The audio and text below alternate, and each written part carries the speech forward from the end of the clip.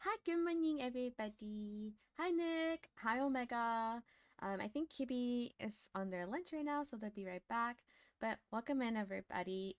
Today we have Pupster, and Pupster Hi. goes by he/him pronouns. I will eat your loved ones if you misgender, just like I will eat you alive if you misgender me.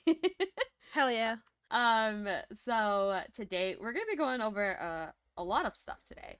I was actually really excited when I saw your application. I get excited over everybody, honestly.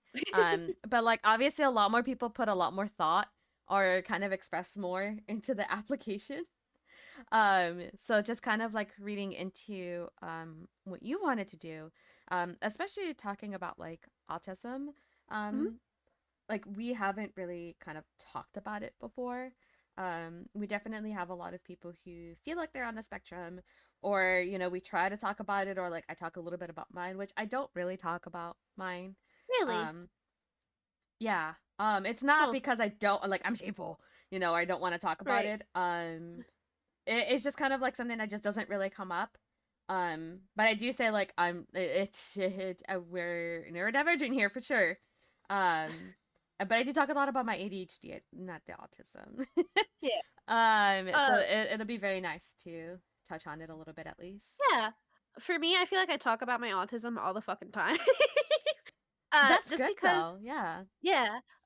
Just because I feel like a lot of people have like this like misconstrued like sense of what autism like actually is, and then they're like, "Oh, you can't be autistic. You're not weird." And then they'll turn around and be like, "Wait, why are you being weird?" Oh yeah. It's the funniest little like thing that happens. I also feel like media has shed this light on like autism, that's not entirely like true to what it actually is. It comes in different shapes and sizes.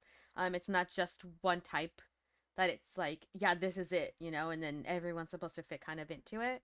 Um, I'm not too sure how you feel about this, but I recently, within the last couple months, I had a community member said that it upsets them to hear high functioning autism, Right. or like not so high functioning, but there is such kind of levels to autism. And ever since then I was like, you know what, okay, I hear you, I understand, we're not gonna talk about it this way.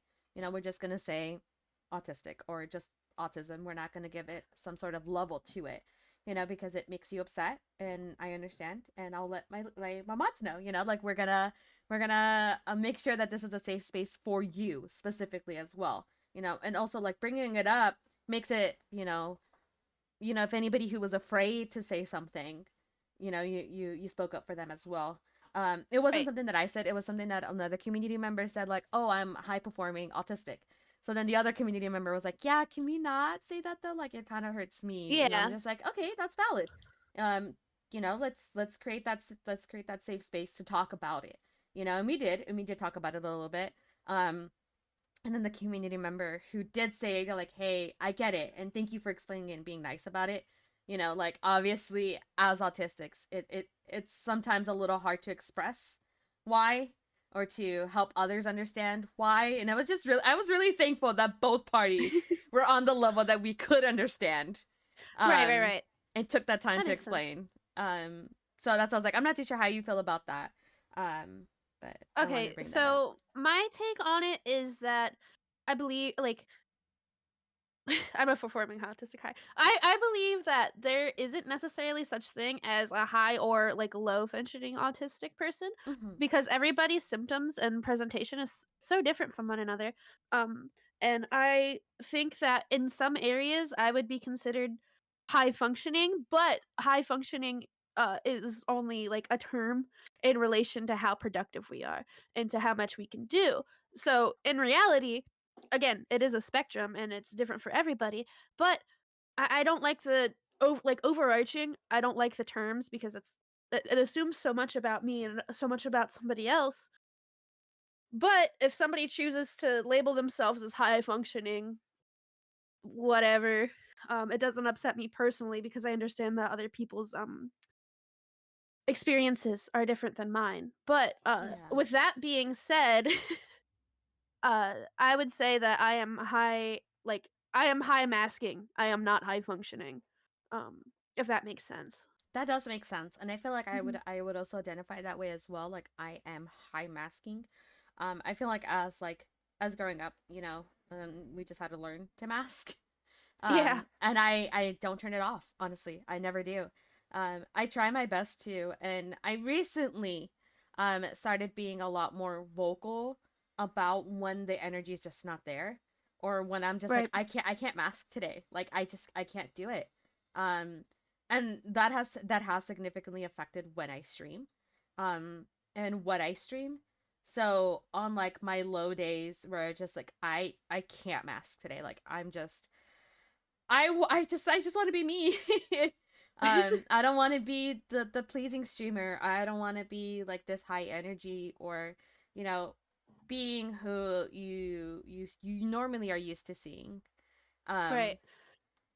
Um, so Personally, I feel like even when I'm masking, a lot of people can usually like tell. good morning, Rose.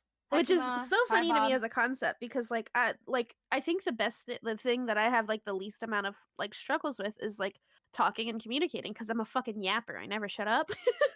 So a lot of people will assume I don't struggle in other areas, but I also have like verbal shutdowns and like communication shutdowns sometimes, and I'm not sure if it's related necessarily to my autism or to something else, but I have gone catatonic before too. So I feel like a lot of people just make assumptions and it's kind of silly. It's so But silly. yeah. I think you do well. Like, you do what's best for you at the end of the day. Mhm. And I think honestly, what we think of ourselves is much more important than like what others would think of us. Obviously, like Exactly.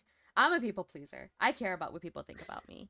Um, and I constantly want to do like what I can, for others versus than for myself. So when it comes to like the masking or, the low energy days or the days that I go nonverbal, I'm just like, my friends are gonna hate me. Everyone hates me. I have to force myself to be this way, or I have to force myself to get through the masking. Um, it's exhausting. It's Yeah, it is hard. It's hard. exhausting. It's hard mentally. It's hard on the body. It's everything. And I feel like when I force myself, the rest of my body starts to fail me.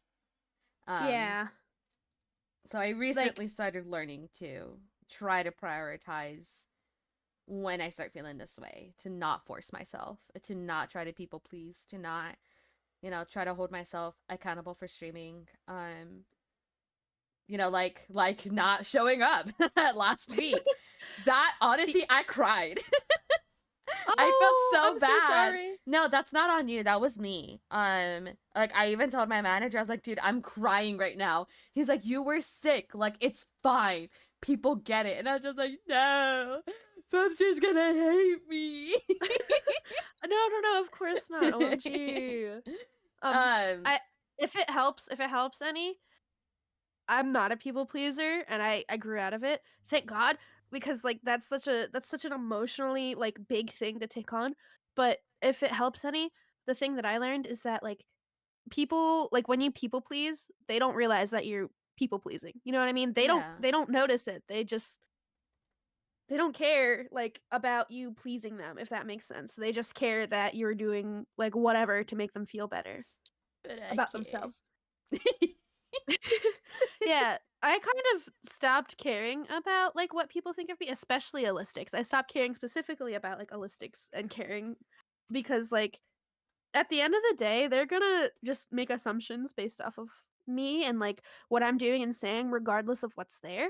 And people are gonna like dislike me for like whatever reason, or like they're gonna like me. It's like I've even it's gone as far as people being like, I've seen people be like, "Oh, I was blocked by this many accounts. I'm so sad." And I'm like, I block people because I think they're annoying. Oh Like my at god, the the end of the way I do the same. it's at the end of the day, it's just about what you allow, like on your timeline or like in your like communities or whatever. Uh, so personally, like it's never that big of a deal. Personally, I think that my existence is going to make people uncomfortable regardless. So I'm not about to like be going out of my way to make people comfortable. If that makes sense. That does make sense. Yeah. Like I'm not I trying to make people uncomfortable either. It's just I don't care. I want to be like you when I grow up. Aw, thank you. I can't. I'm honestly like it's my trauma. Honestly, that made me such a people pleaser, and I still experience that trauma when my mother calls me. Yeah, I So get it.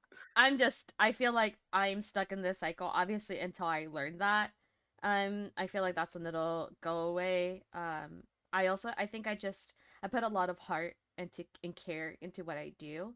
Um, so I feel like when I let people down or I don't do what I'm supposed to do or like sign myself up to do, and then it's like I'm such a pleaser, like I want to make sure that who I made my commitment to or, myself to, I want to make sure that everyone's happy. And I'm doing exactly what they expect.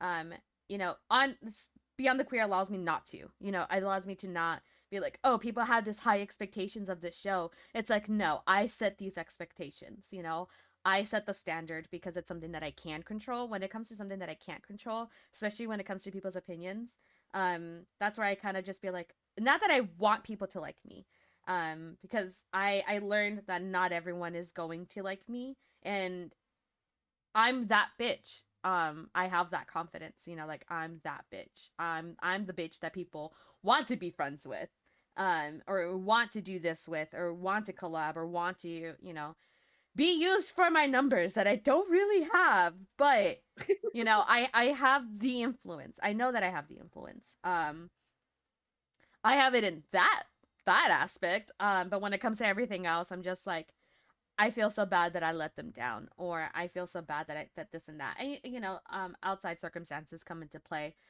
For the most part, it comes to like my mental health and just being chronically ill.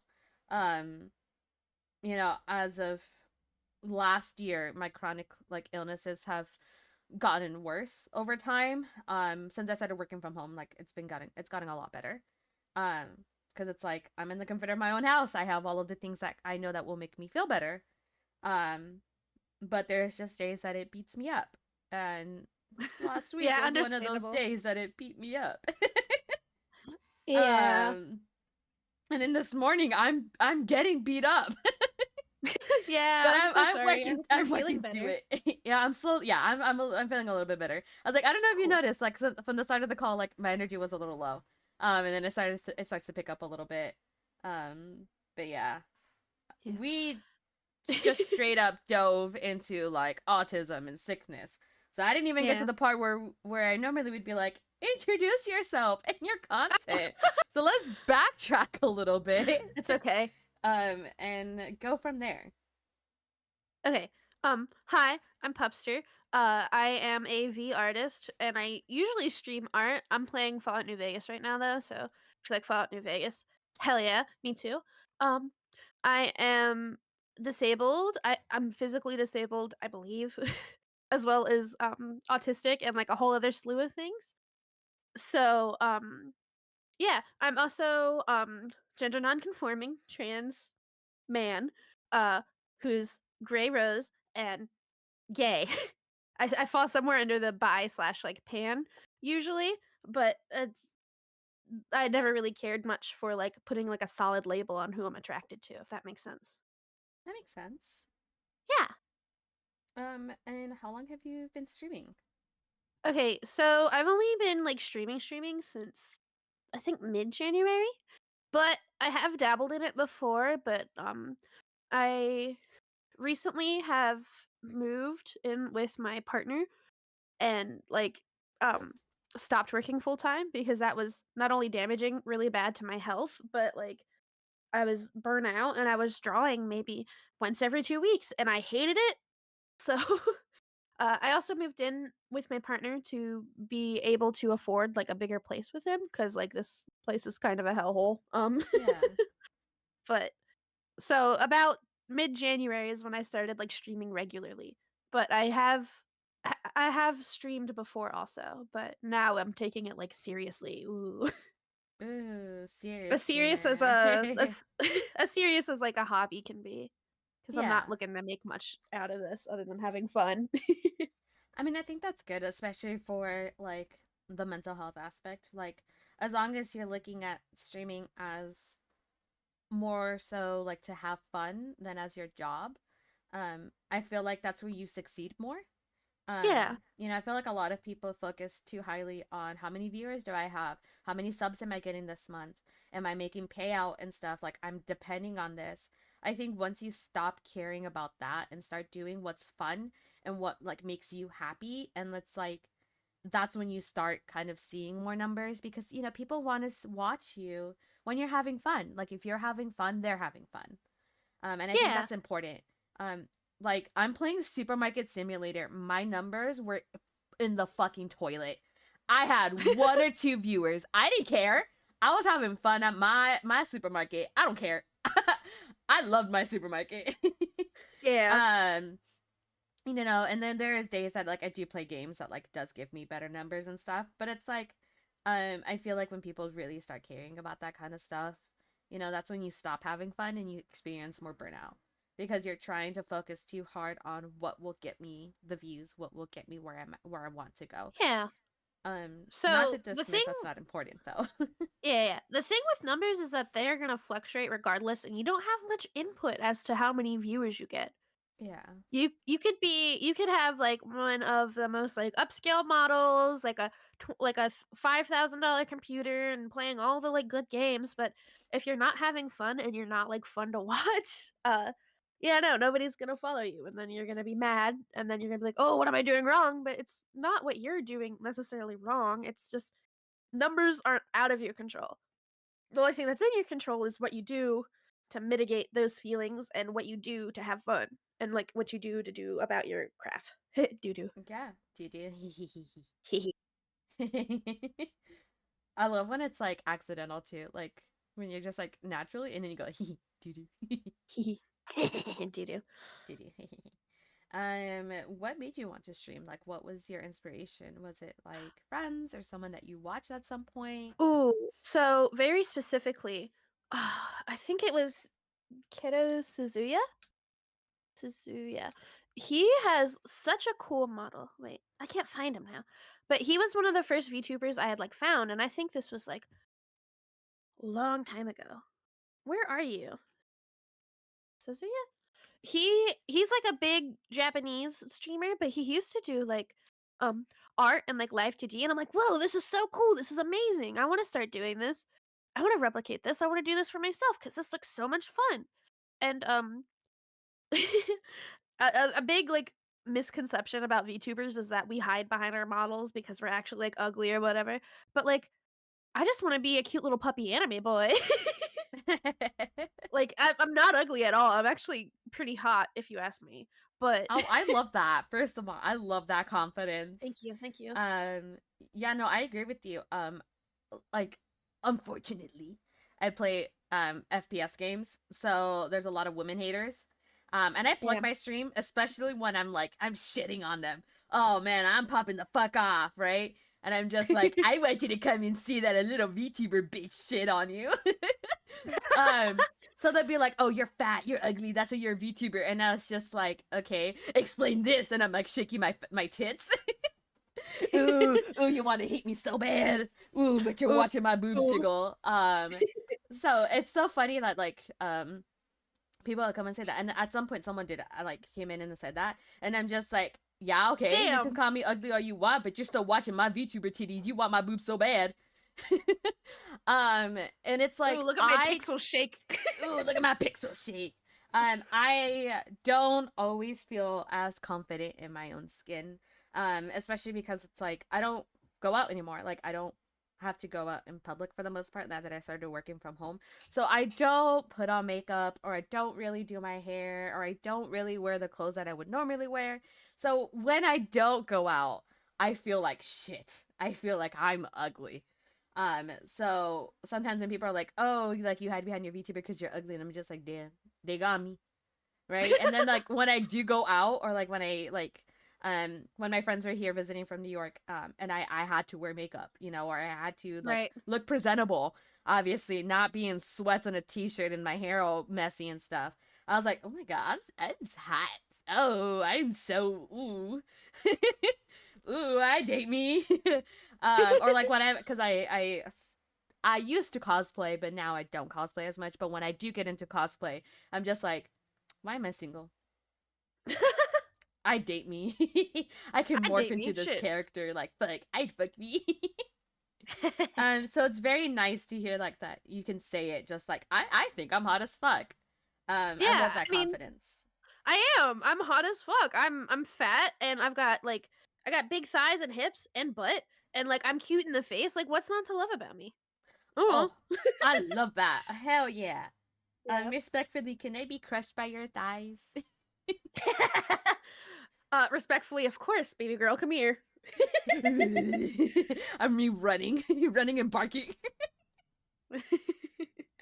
Yeah, so the whole confidence thing that I have, I was like I'm fat, obviously.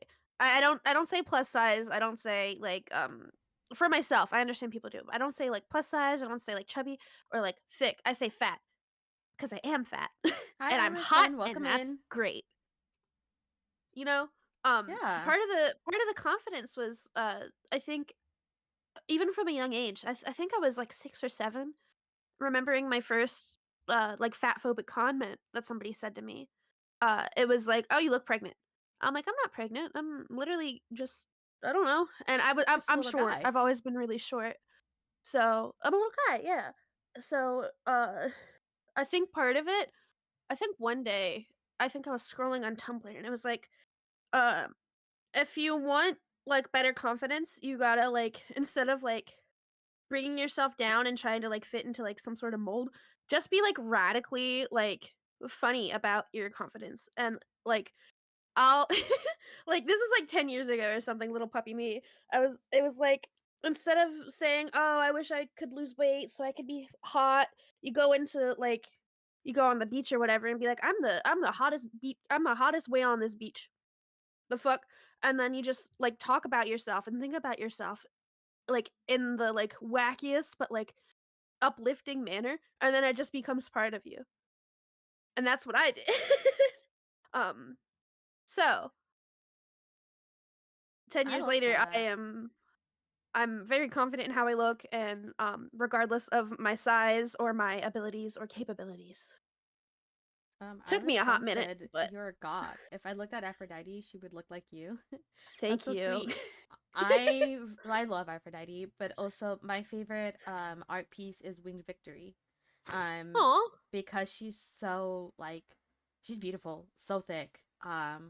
And honestly when cuz I went to France in high school for like Mhm. my French class and stuff, and when I saw her like in person, I was like, I have never been in so awe of women. I should have known I was gay. Um, Yeah. looking at her, I was like, my jaw dropped, and I was like, I want to look like that. I'm also not skinny. I have this Mhm. weird medium build. Like I'm not fat and I'm not skinny. Like I'm just that in between that like I don't see myself in media and like the clothes are not made for me. Like I'm just in the middle. Yeah. Like if I wanted to, genuinely, if I wanted to, and I put in the work, I could significantly lose the weight and you know be skinny. But it's like I have these hips, I'm Hispanic. So I have these hips. And they're not gonna go anywhere. So even if I were to lose the weight, I'm still gonna be wearing like the lowest size 12s. I'm 16 right Yeah. now.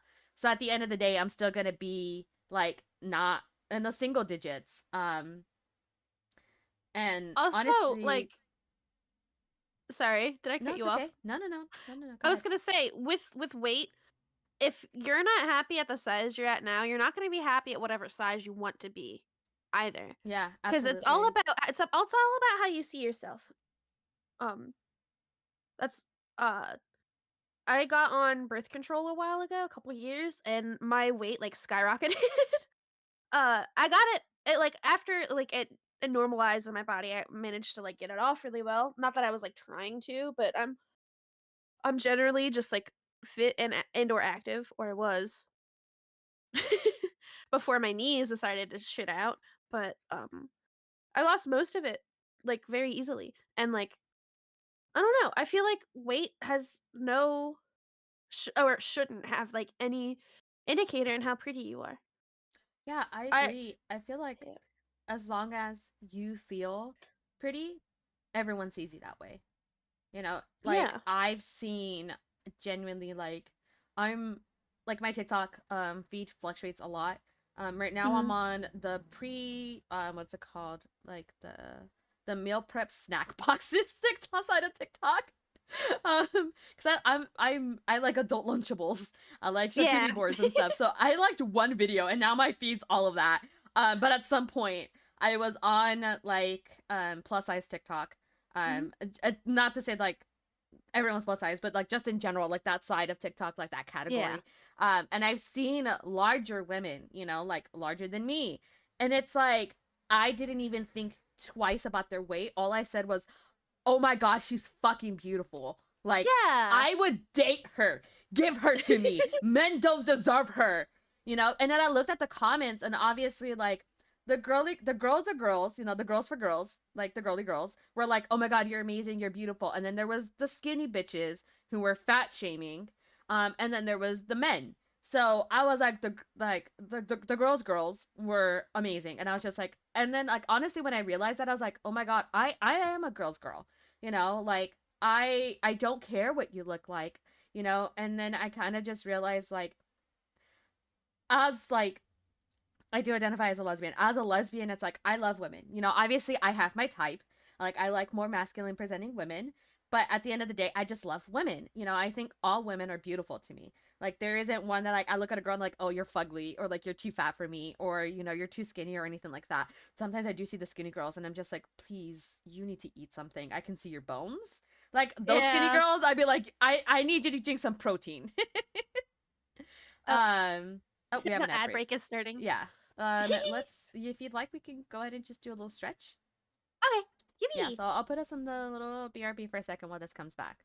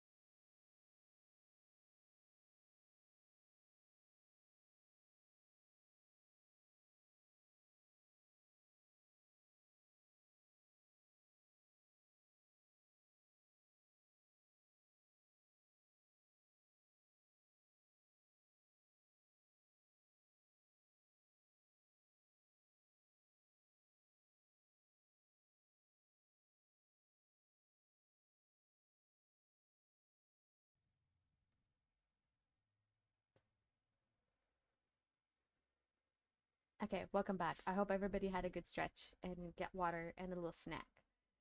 Isla's friend said, I think sometimes as well as people glorify skinniness to a dangerous extent, and I'm not even the way you would immediately think. But I'm like, I'm skinny, but it's because I'm not healthy.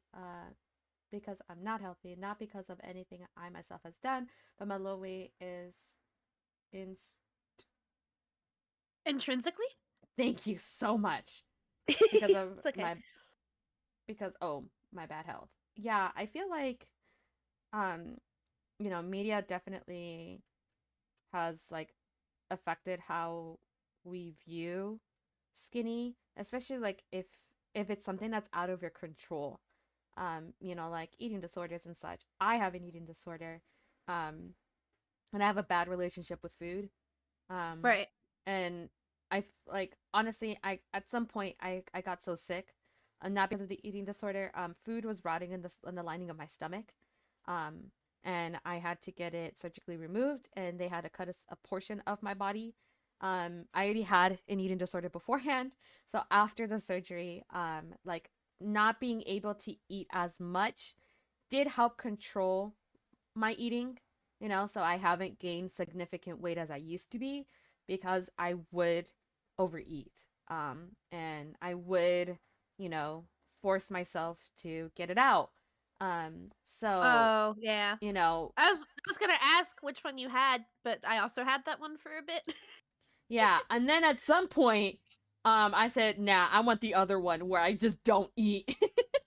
Yeah. um, So, so uh, it significantly affected my health, and I'm still trying to form a healthy relationship with food. I still feel terrible like when I eat a burger or I have pizza, but there's just sometimes where like my mental health affects me so much I can't cook. um right. or like my space gets so gross, because it happens. And I don't want to cook because my space is so terrible, but I don't have the energy to clean either. So here I am ordering food, and then I feel like shit after. Yeah, that makes sense. For me, when I was going through it, um, it wasn't necessarily about the weight, but it was strictly about numbers. And I think it was like stemmed from my autism because like I'll fixate on things very hard. Uh which is another crazy thing that autism, at least in some cases, will like dictate. Um, but I think if anything, I'm glad you're feeling better, hopefully, with that and with your relationship to food a little bit.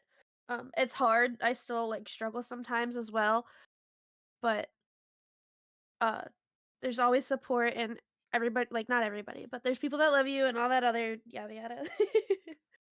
Yeah, absolutely. I wish I could say my relationship with food has gotten better. There's days where like when I'm able to cook, I do feel good. I feel better about it because I know that I'm eating good things for my body.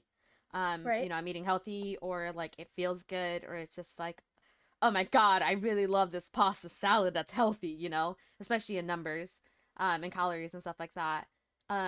It's the days that I'm struggling with my mental health that, it hurts a lot.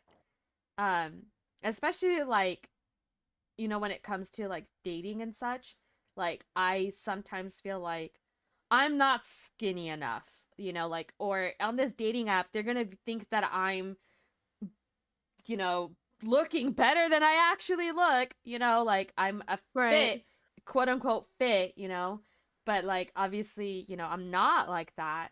Um, so like especially when it comes to dating, like I have like this insecurity of like I have to be thinner. I have to be, I have to look a certain way because they won't like me if I don't look this way. Like I'm trying to fit on a one size fits all for dating when that's not the case. Like obviously everybody comes in different shapes and sizes, and then people are like me, like I don't care about the weight. I don't care about how you look or anything like that. I think you're beautiful regardless.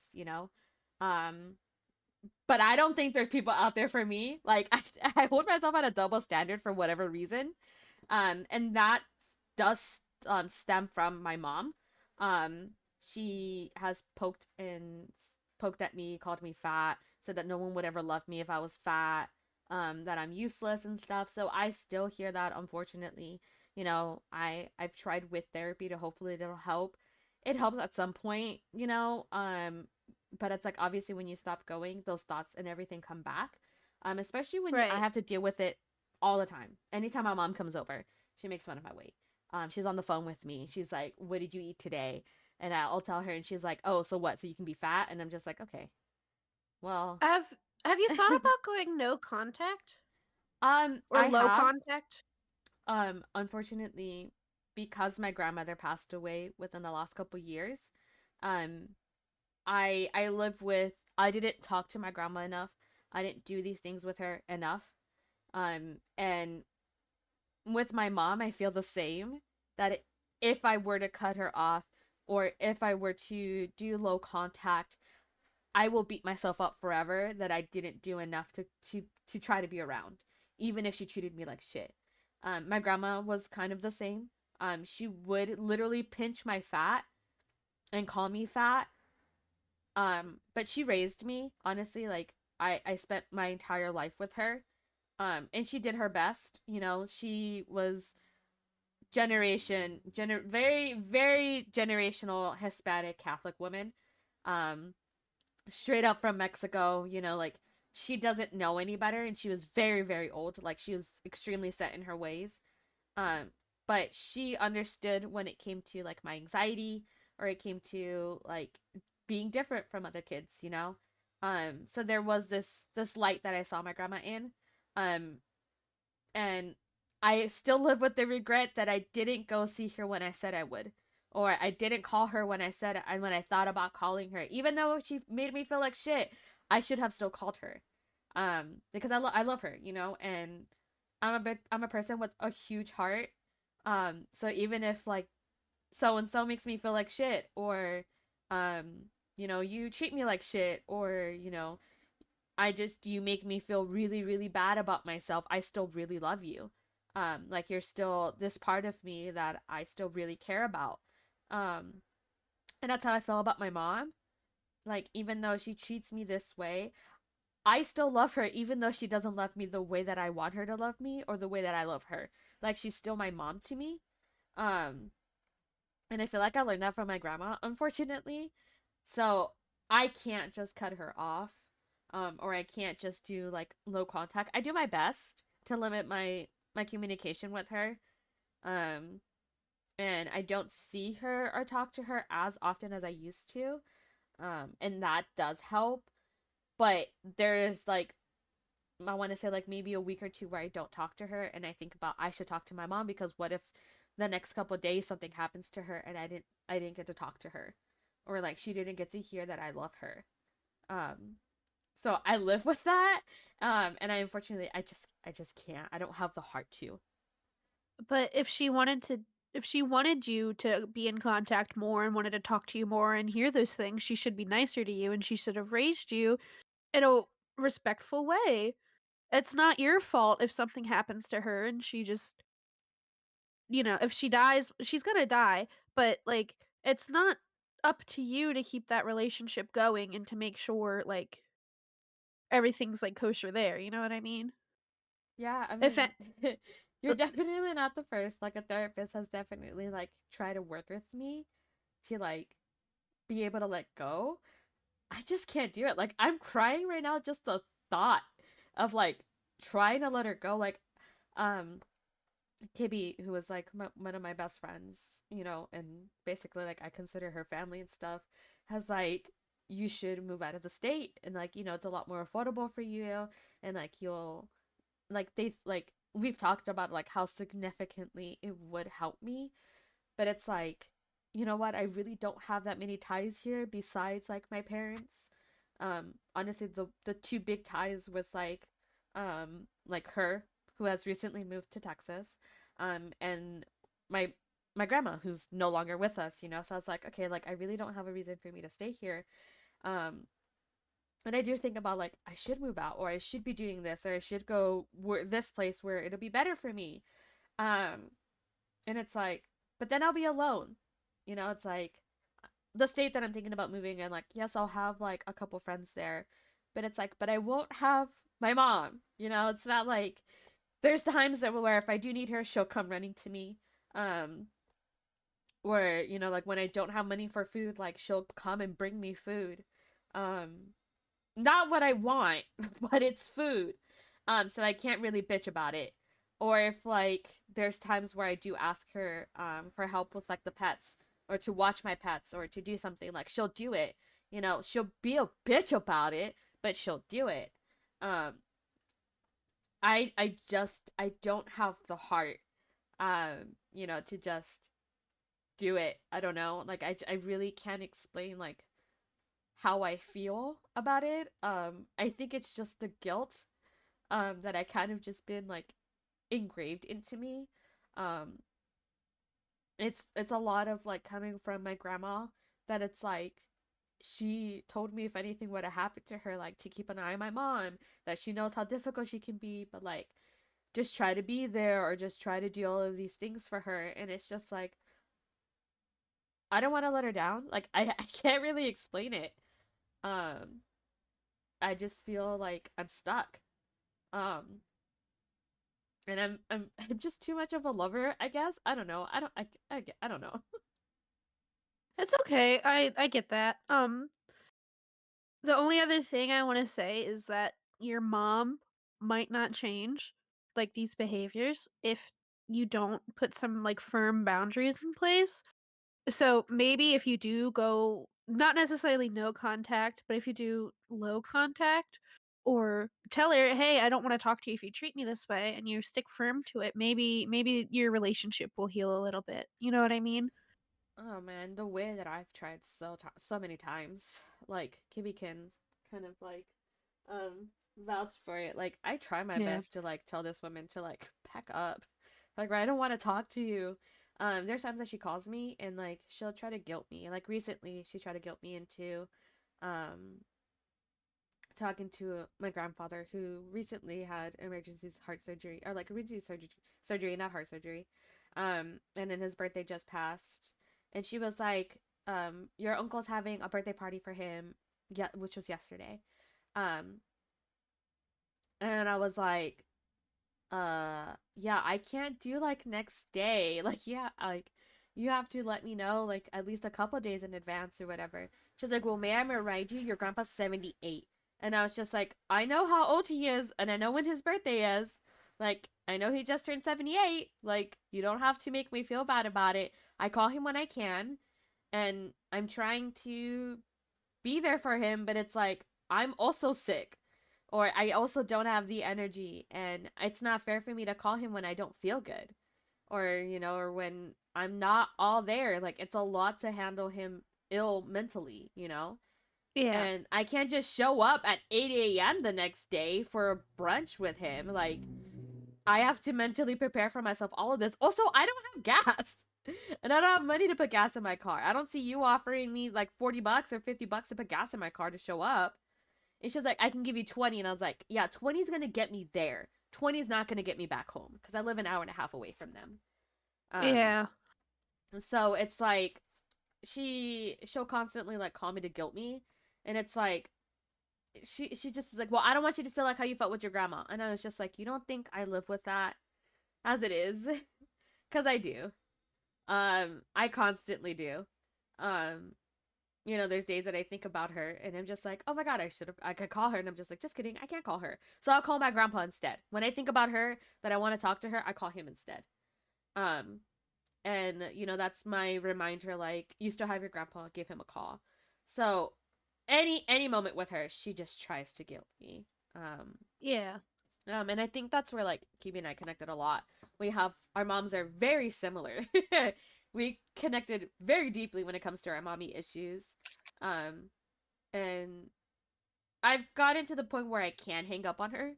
You know, I don't have to keep the conversation, and eventually like I'll be able to get somewhere with it. Like she started guilt me, and then it's just like, okay, if you called me to guilt me, I'm ending this call. Like we could talk about anything else. I'm not gonna sit here for you to make me feel bad. Like I already feel Right. bad on my own. I'm hanging up.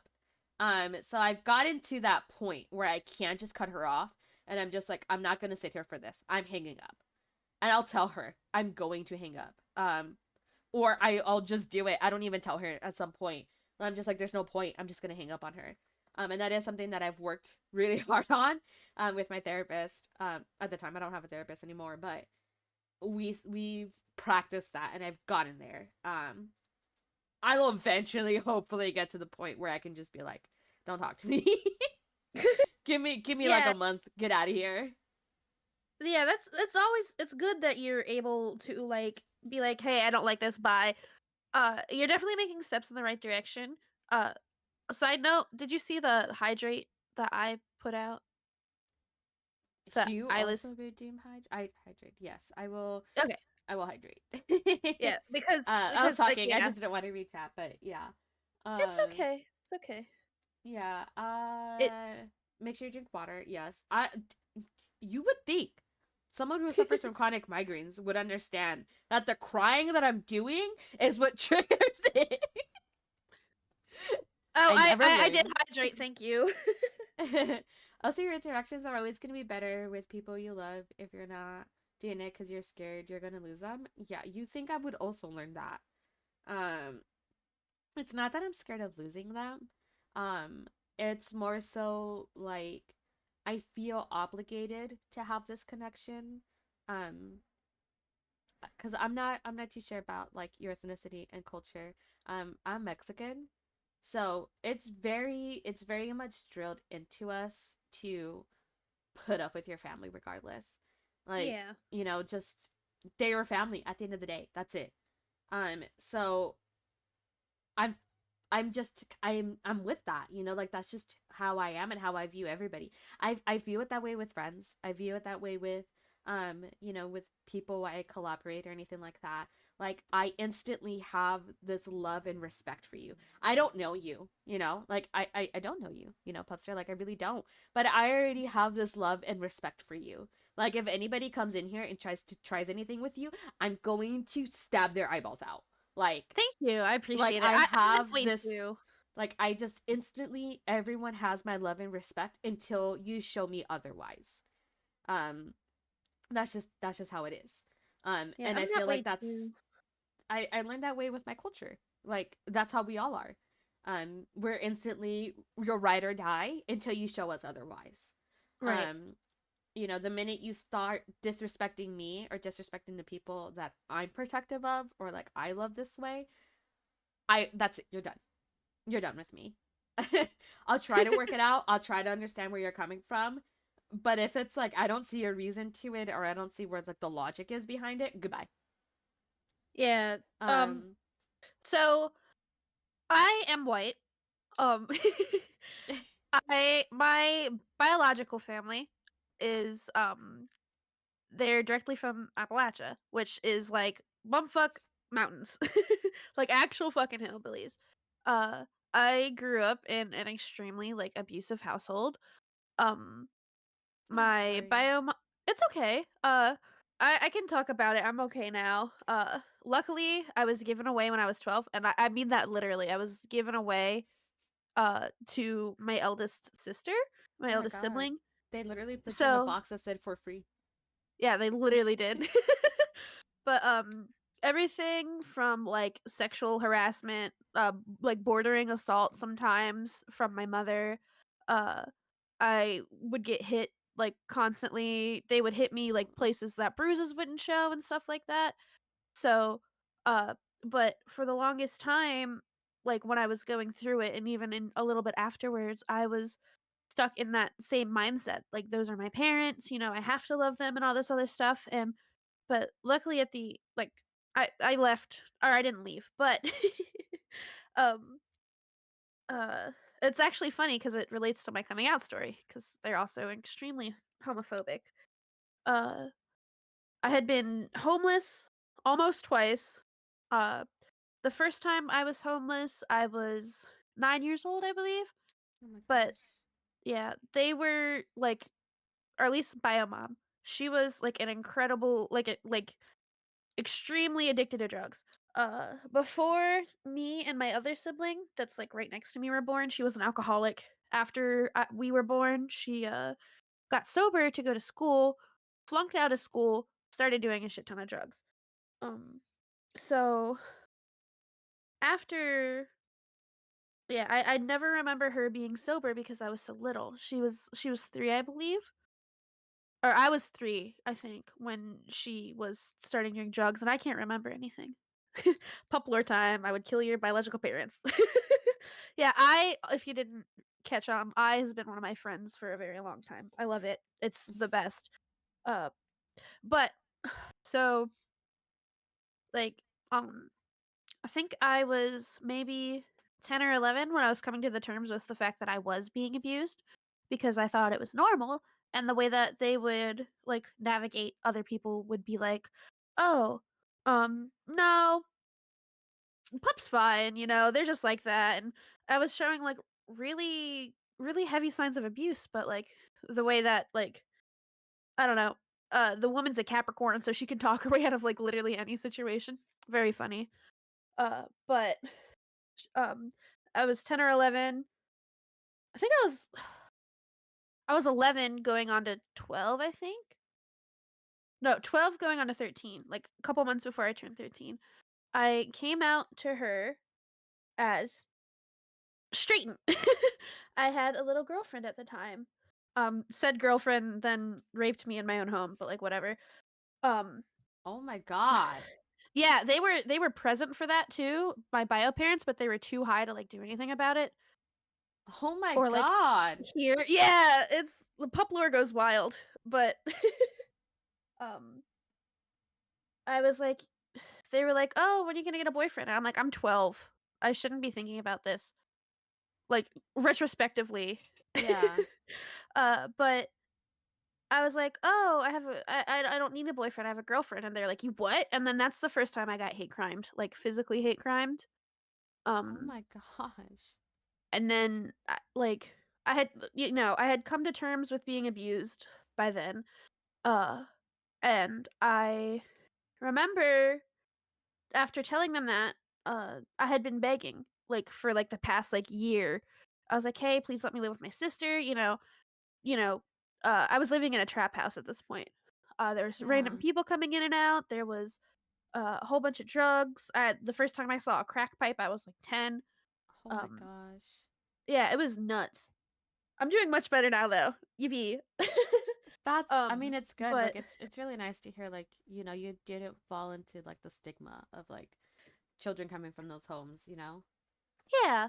I feel like a lot of people wouldn't know that about me either, is because of how I present myself and how quote unquote functional I am. But after I had been hate crimed, it was within a month that she was like, "Yeah, you're gonna go live with your sister now."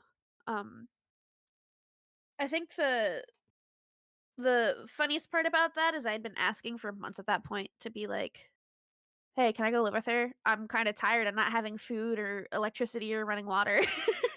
They'd be Yeah. like, "No, we actually need you because uh the summer before they gave my brother up for adoption to my aunt. So he moved states and I didn't see him for like a couple years. It was really sad because he was my um best friend. He's still my best friend. Love him. Kisses kisses pupster bro. I call him regularly and we have a really good relationship. But uh what was I saying? Oh, The summer they were before. the summer before I was given away, they gave him away. And they told me the reason why I couldn't leave them was because they needed the money for it, because they were getting government funds like EBT and such that they were selling for medicine. And by medicine, I Wow. mean like drugs. Yeah, Yeah. they would sell their EBT and everything for that. Um, Not that everybody on EBT does that. I'm on EBT right now. Slay. But it was just nuts Dude, EBT is to so me. nice. Oh man, I miss EBT is so EBT. nice. Oh, EBT is the goat RM. No, it But really is. I feel like I wish people didn't abuse it. The yeah. way that, it's again, not everybody does it, because like when I was on it, oh man, that's the best I've eaten in years. Right?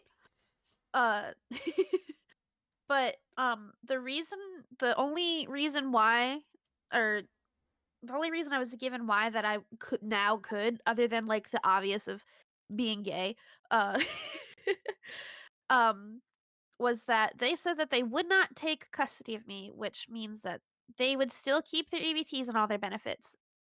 So they were still getting money from me. I was just living with somebody else, and I was still legally their quote unquote property until I turned 18. So, Wow. yeah, EBT is like for food. It's like financial support specifically just for food items. But Yeah, specifically.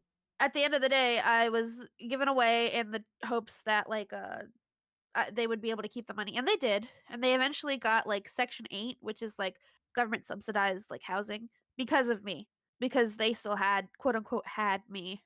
Uh but they didn't. So they had like a almost free apartment for Wow. funsies. Yeah. Poplar girl's hard. Um Yeah. Pup, I would like to be taken care of. Parents, you're literally so selfish. Pup, I am literally 12. right, right. Oh my god. That's wow.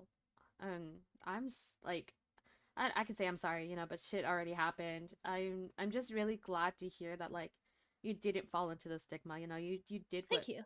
you kept pushing and kept doing what you needed to do to be better for yourself. And Yeah. honestly, that takes a lot as to be strong and to be able to do it to begin with. Right. Um, I feel like that's definitely something to be extremely proud of. Thank you. Um, Yeah. yeah, I'm honestly, genuinely good for fucking you and fuck your parents. Like, Yeah. they're Well, I going don't to a even different type of hell. I don't even refer to them as my parents anymore because I was adopted. Not by the sister that took me in, but by the other sister's parents. That's my Hmm. parents. And I love my mom. I love my mom. I love her so much. She's so fucking funny. Um Yeah, those not people not were just like the egg and sperm donors, honestly. Ooh, a break. yeah. Yay Nice. break. A little Yippee. stretch. Little So stretch. a little Yeah, stretch and yeah, I go yeah. get more water. Hell yeah.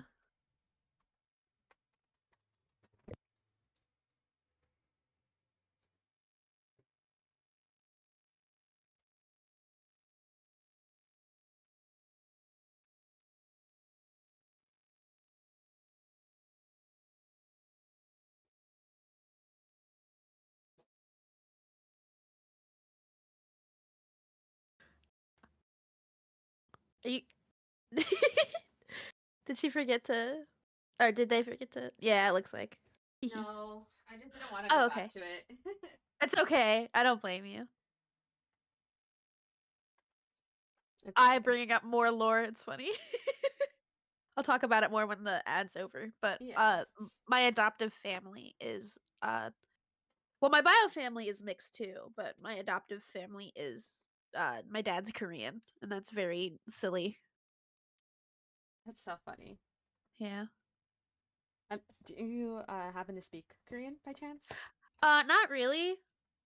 All my other like siblings, like the biological ones, got to go to like Korea because they did like taekwondo, I think, and they were like national champions. Oh my Which is nuts gosh. to think about. But I don't speak Korean, but I'm the only one that like sits down and learns how to like cook Korean food or do anything like vaguely Korean. It's silly.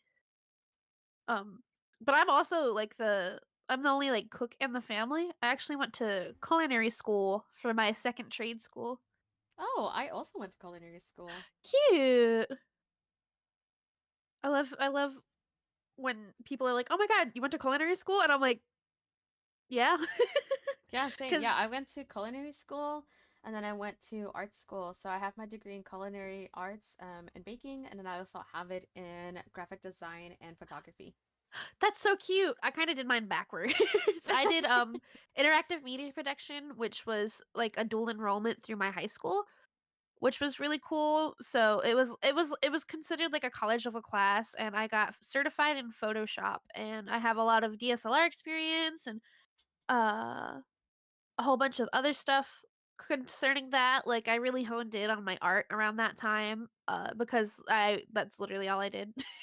Anyway, uh and then the culinary school I went to was a government-based program. It's like not the best program, I'm not gonna lie, but it did give me the education for culinary school. So slay. But I mean, whatever gets it, right? Whatever gets it yeah, done. I am 24 and completely debt free. So Damn, I wish that was me. yeah. that's the like one thing I got from my bio parents was knowing how to like use the system. Get thee. Because like one of them was like a low cost, like it was like funded by the schools, and the other one was completely free because it was funded by the government. Nice. And Isla said that they got the job they mentioned. Congrats on the job. Yay! Congrats. I yeah, I love I. It's been like one of my best friends for like years. I love that we have both our besties in the chat right now. Yeah. Our besties on the bleachers right now with pom poms. I actually introduced me to what Grey Rose is. Oh. So love it for that. Smooches, smooches. So Grey Rose is gray romantic and gray sexual. Uh, and it like it gets the rose from the RO from romantic and the SE from sexual. Really cool. Um, and I think the way that I would define it for myself, because it's a micro label that has like a whole bunch of other sub labels to it. Also, Hmm. I love micro labels. By the way, that I don't mean that in a bad way. Oh my god, sometimes you bring up something's a micro label and people get so up in arms about it. But Definitely not here, so we can totally dive into that if you'd like. hell yeah. So, uh gray rose to me, I'm like I sit somewhere like ace flux, but it's always gray. Uh and I think it also relates to autism because the way I experience romance and like sexuality is like different. Um so like I don't know how like normal that is for like other people, but I'm able to completely separate my libido from my sexuality, if that makes sense. Like I don't experience sexual attraction like to Hmm. any degree. I don't see somebody or like get to know somebody. I'm like, "Oh, I want to fuck you." Not like that at all. Same with romance. But romance for me, I also don't feel like romantic feelings or like I don't understand how I'm supposed to feel that or what it is. The only reason that I have partners is because I consider them like best friends that I can kiss and like have sex with. If that makes sense. Like I don't feel any different about my partner than I do like somebody else, but the boundaries are just different. Which classifies it as something else, I guess. If that makes sense. That makes sense. Yeah. Um and I am somewhere like I usually just say bye because uh a lot of it's because I'm bitter. It's because I'm a little hater. Because a lot of people are like, oh, you're trans, why wouldn't you use the pan label? And I'm like, well, bisexual has always included trans people. It's when people started using pan more often to like say that they like people regardless is when it started to be like historically speaking, it started to separate trans people from like the experience of bisexuality. Does that make sense? You know, it definitely makes sense. Yeah, I Um, put the bi in bitter. yeah, at um, some point I felt like, because in my journey, like I identified as like, I went through all the labels, honestly. I did well, go AF. with like bi because I was like, oh yeah, I like men and women. But I was like, but I also don't care if you're trans, you know, as long as you're identifying as one of those genders, it doesn't really bother me. So I was like, you know what, maybe I'll just go with pan because it's like I don't care, you know, like Yeah. I'm just trying to date. Like I don't care Yeah. what's going on, you know.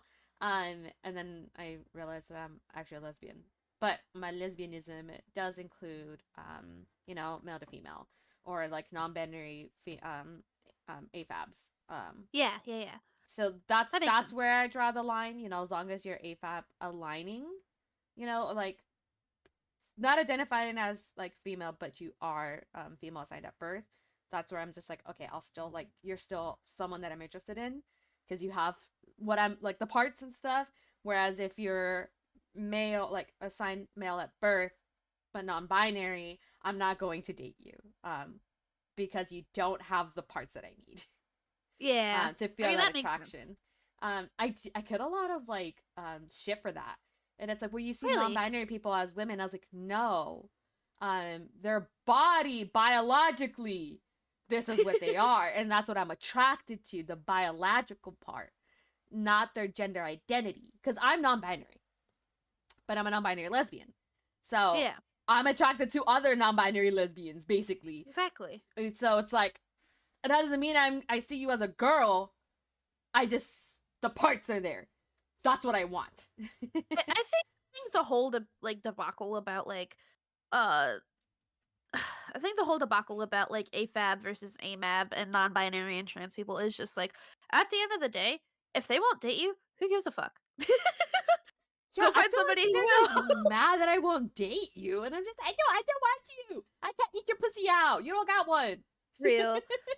It's not about your gender. It's just like it's a preference thing. I used to feel kind of salty about it because it's like, oh, they don't really see me as a man. And then I'm like, well, actually, maybe they just like wiener. I don't know.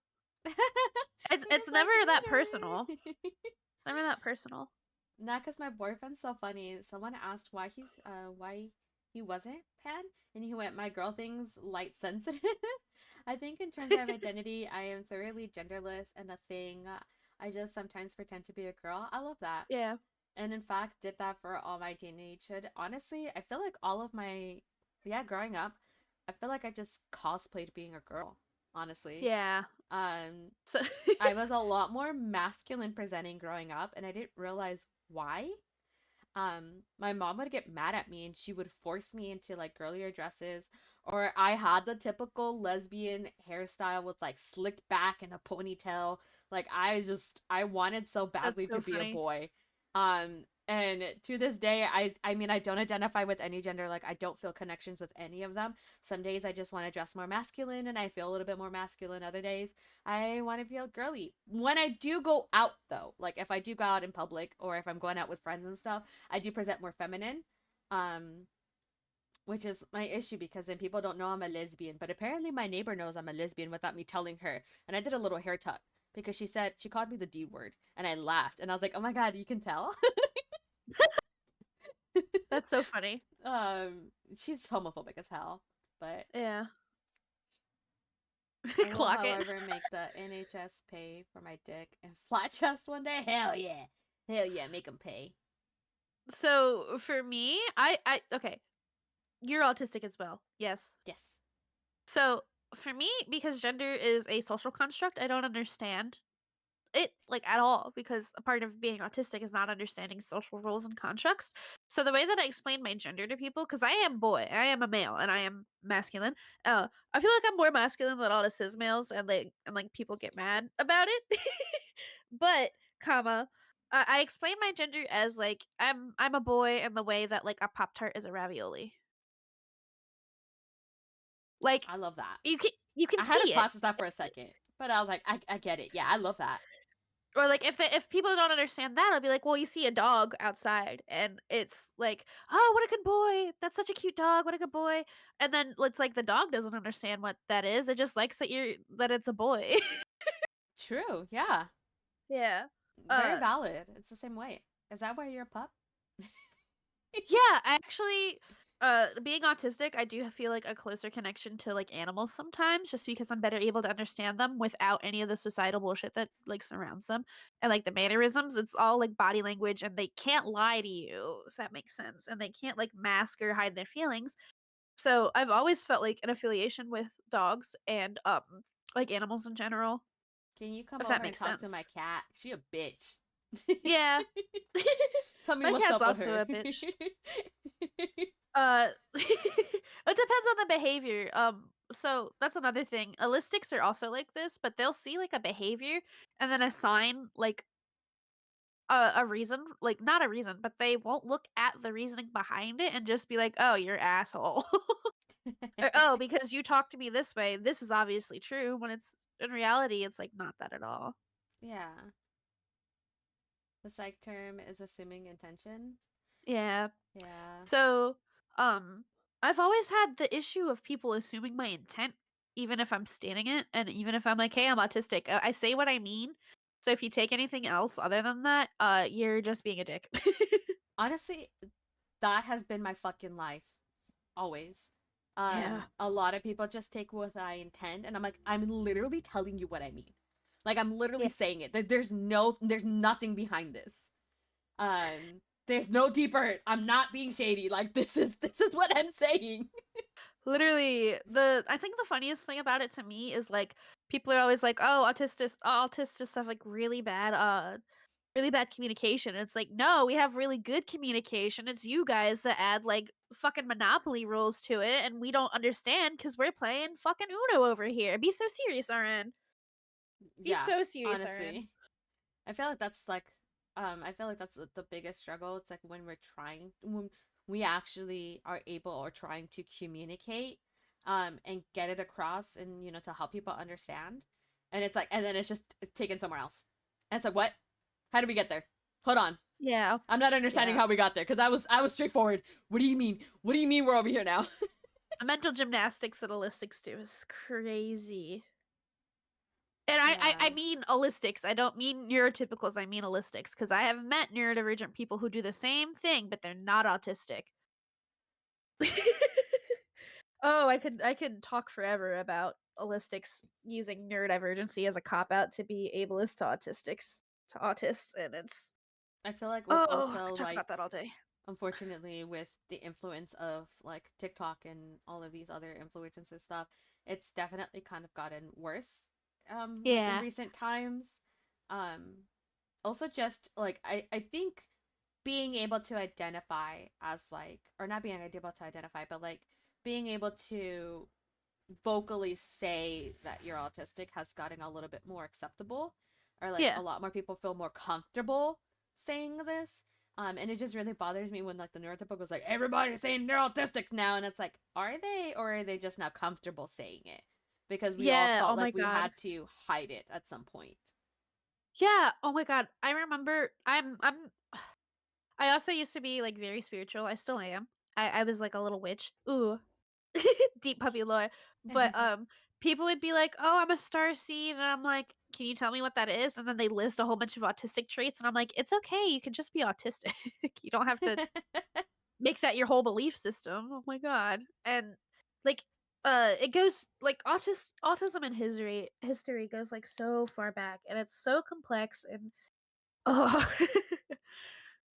it's just like there's so much to like like the first person who was ever diagnosed as autistic has like recently within the past couple months has died. Oh So wow. it's but there's people before who also had this like group of symptoms, and there's more research and development coming out about it. So yeah, obviously, comma people like a newly found like name for a disorder, you know, is being more used because it's new and people are identifying with it more and more research is coming out. Like autism has always existed, it's just been called different things. Like a lot like I think like prior like prior to like autism being like a popular diagnosis, a lot of women specifically would be labeled as like schizophrenic. Yeah. Schizophrenic.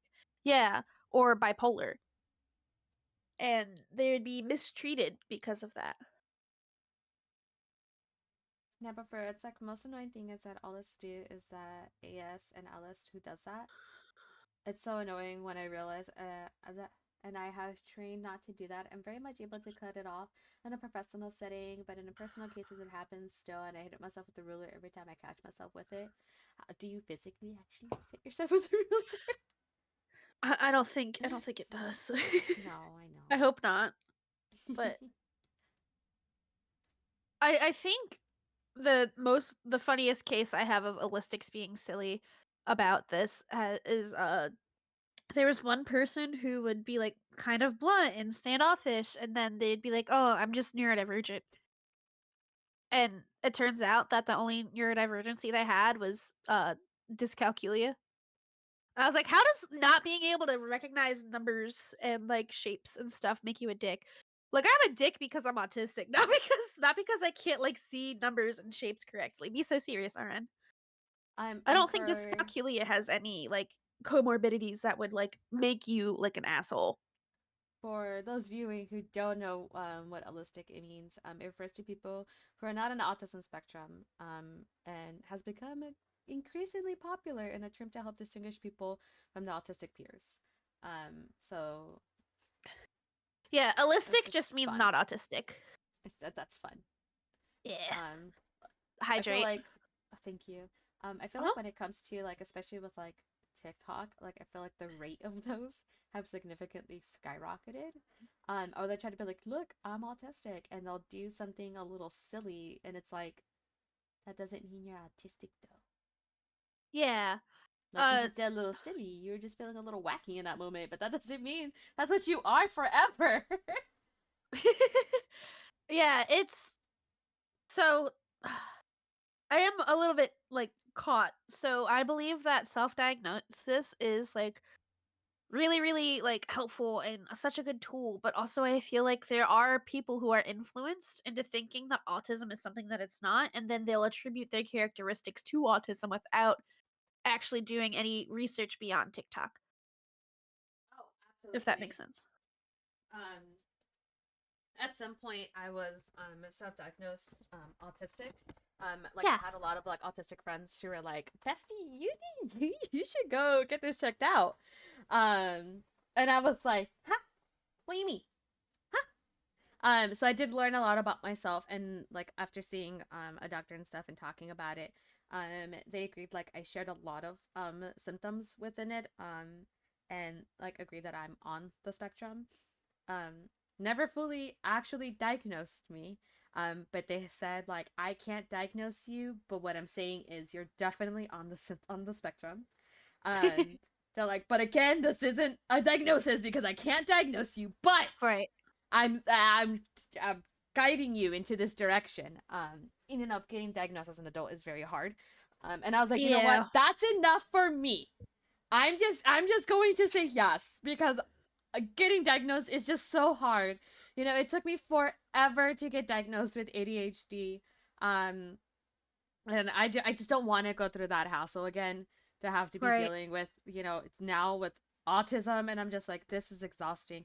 I'm happy with just my official diagnosis with ADHD. And even then, still having it, it's so hard to get my medications. It's exhausting. I'm tired of it. It sucks.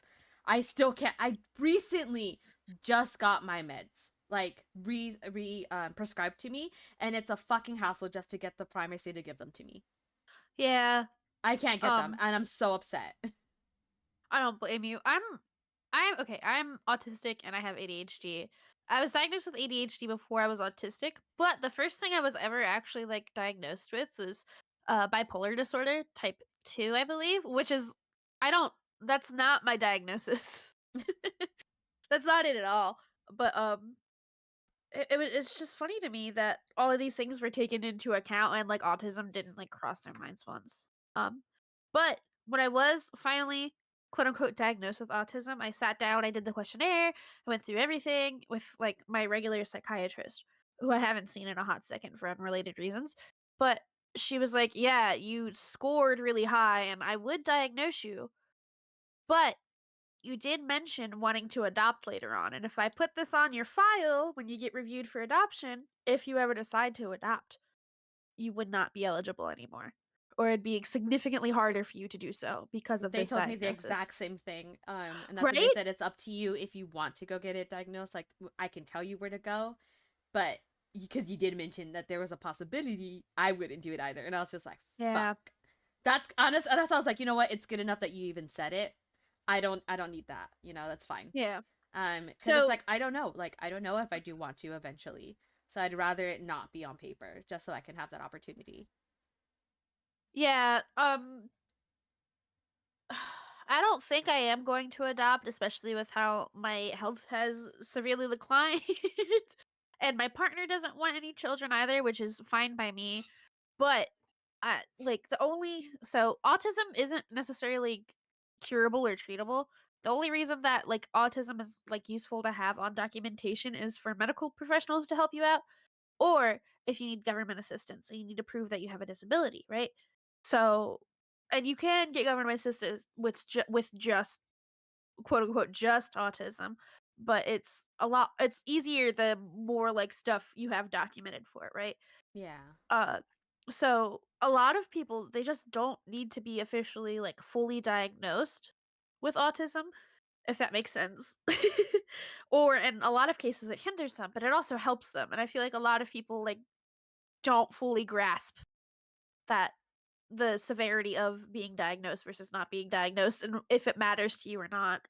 Yeah. Um I remember I was looking at I was like in a group chat and I forget who it was or where it was, but they were like any tips on being diagnosed with autism or like what I should do, and I was like, "Hey, here's the tips, here's everything I was told, here's all this stuff." And I was like, but here's also the cons of being diagnosed with autism and everything that I've been told and like the reason why I'm not like officially on on paper diagnosed with autism is because of all of these things. And then they were like, "Well, I just feel like I need to be validated." And I was like, "You can be valid without having an official diagnosis." Like a lot of Yeah. autists are running around not even knowing they're like autistic.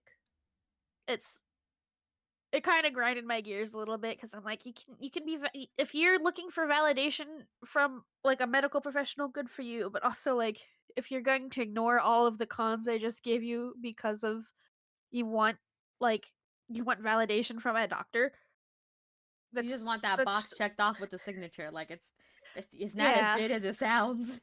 It isn't as good as it sounds, and also you could probably like, I'm not gonna lie, children in, like, junior, middle, and high school like, elementary, middle, and high school have probably already confirmed you're autistic. Like, it's not that deep. Yeah. Like, oh my god, kids I are really so mean. do appreciate those kind of psychiatrists. It's a fuck system, and a lot of people um working in it know it. But our duty is to protect our patient's anatomy first and foremost. Like, I truly respect the psychiatrists and doctors that like genuinely put like your interests in health first instead of just trying to write you off just for a check.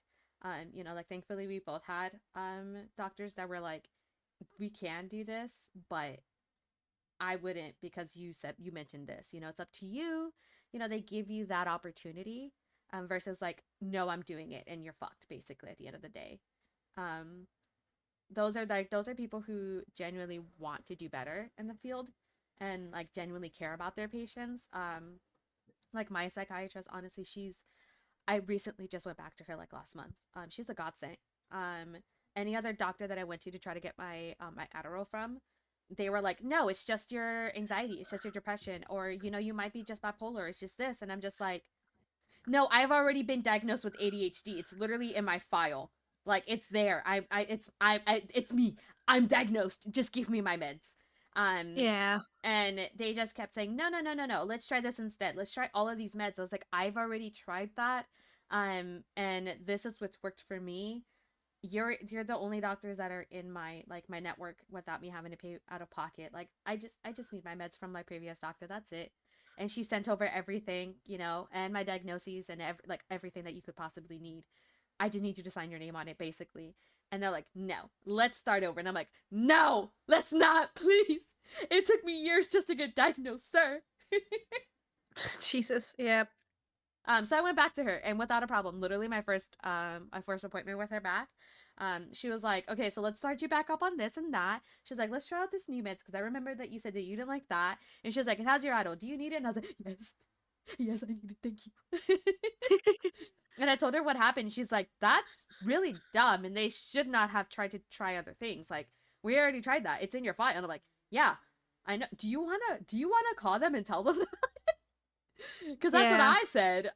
So she started me back up on my meds, but now I'm fighting with the pharmacy trying to get my meds. Yeah, um, I mean, it's kind of understandable that it's harder to get, like, especially if it's like Adderall, because that's just like crack cocaine to electric yeah, boogaloo. But like, there are people who genuinely need it, and I don't understand like the hassle for like people who actually need it to get it is. that's so fucking frustrating. It keeps being where every pharmacy that I'm going, they're like, oh, we're out of stock. Go try this other place, and I'm just like, okay, I have my prescription sent over to that place. It's out of stock. Go try this place, and I'm just like, can you just tell me where it is in stock so I'm not being ping ponged Oh around? yeah, there is a national shortage right now. Also, Yeah. So they're like, yeah, I can't legally tell you where it is. I'm like, but we could tell your doctor. And I'm like, okay. So I called my doctor and I was like, can you call around these CVS's or these other pharmacies? I'll fucking pay out of pocket for this if I have to. Like, I don't care. Like, you don't, I need this meds. I haven't been on them in years. And it's significantly has affected me. And I'm just like, I need this help, you know? And so they're like, yeah, we can't call around for you. We're just going to have to keep sending a prescription to all of these other places. And I'm just like, then I can't make my appointment next month until I get these meds because there's no point in me going to my appointment if I can't even start my meds. Like Right. even my anxiety and depression medication, there's also a shortage on the ones that they gave me. And they're like, yeah, your appointment's in 7 days. I haven't started my meds.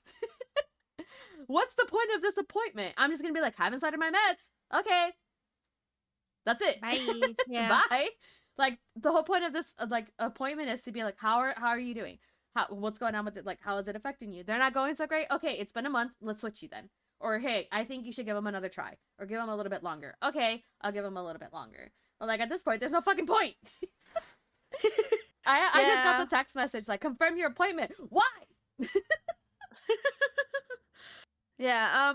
I am completely unmedicated RN, which is honestly better because the psychiatrist, the person who was prescribing my medications had like zero clue what the fuck she was doing, honestly. Oh no. So I was misdiagnosed as bipolar, right? So then they put me on a whole bunch of mood stabilizers. And to be completely honest, I'm I thought for like the longest time I was somewhere on the bipolar spectrum because it was oh, posture check, but it was like I thought I was schizoaffective bipolar subtype, but now that I am in like a stable place and I'm happy and I'm not having any mood swings, so I legitimately just think it was all just like stress and being autistic was making me crazy because my emotional dysregulation got the better of me. But Yeah.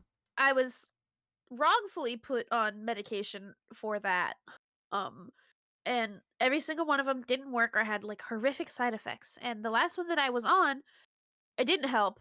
Didn't make anything worse. Oh, there's an ad break, but it didn't make anything worse. And I was on it for like a year, I think, and then um, I got my ticking disorder, tardive dyskinesia. But oh, Yeah, we're on we an just ad can't break. catch a Can we break. pause real quick? Yeah. Yeah, of course. Okay, I have to pee really bad. Yeah, go for it. No worries. I'll put us on the screen.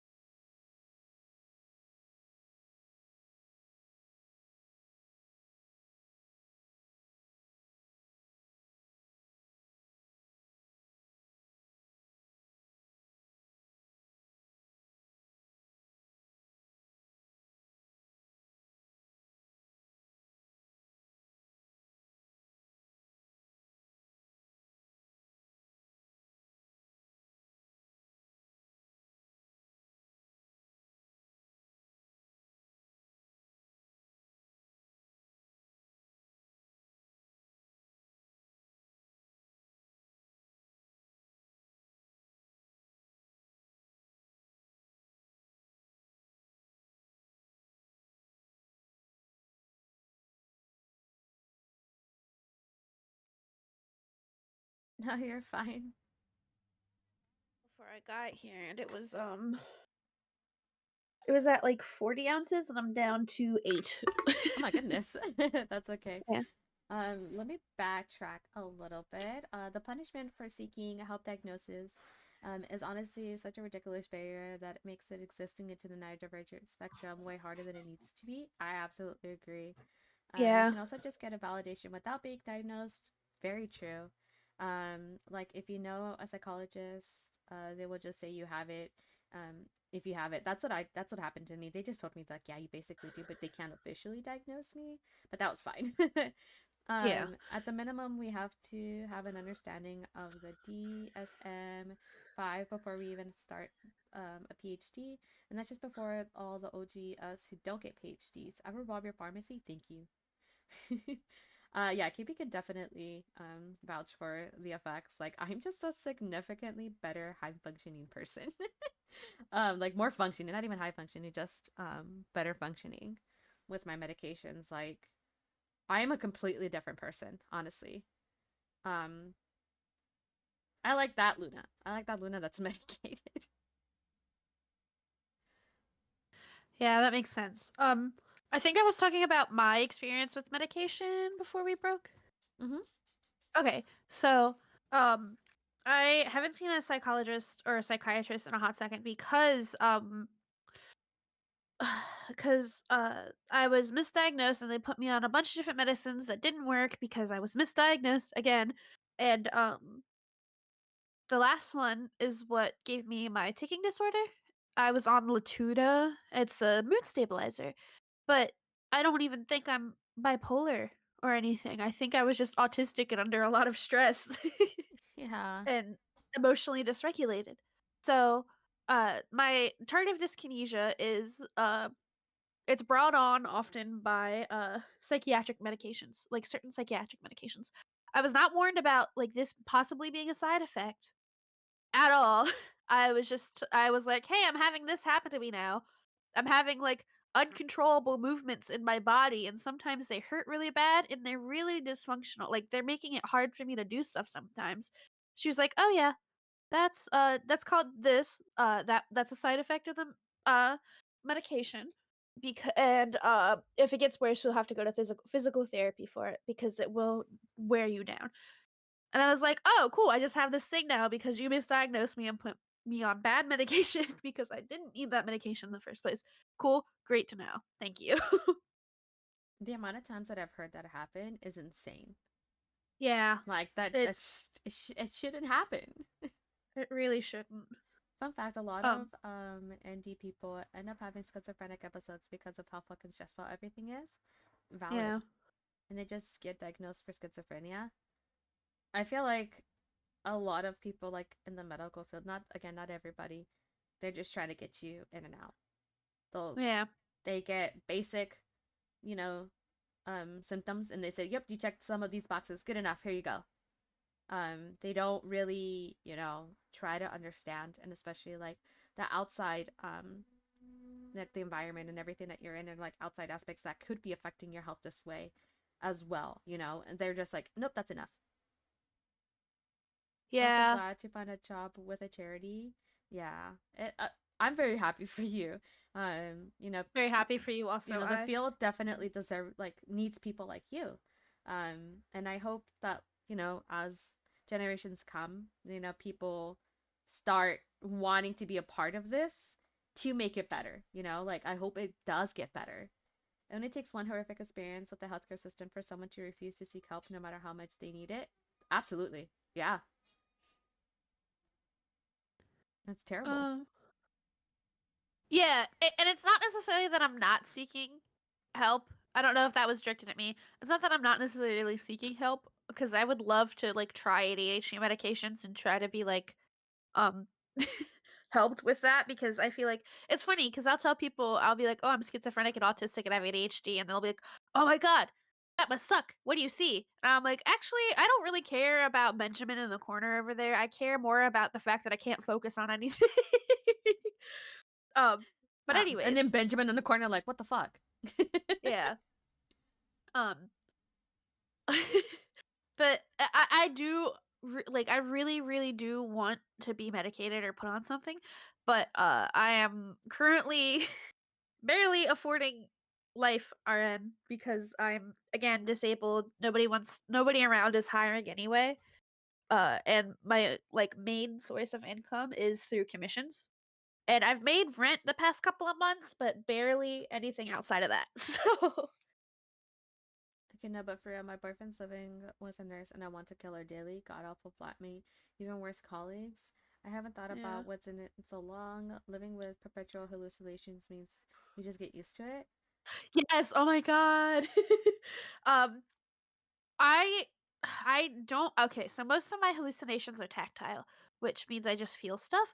So sometimes I'll feel like bugs crawling on me or somebody tap my shoulder. Uh but it's like almost constant. It happens frequently. Hold I don't on. even think about it anymore. Let's Okay. backtrack real quick. Those are Yeah. hallucinations? Yeah. Tactile Bestie, hallucinations. I don't like this. I'm learning something about myself and I don't like this.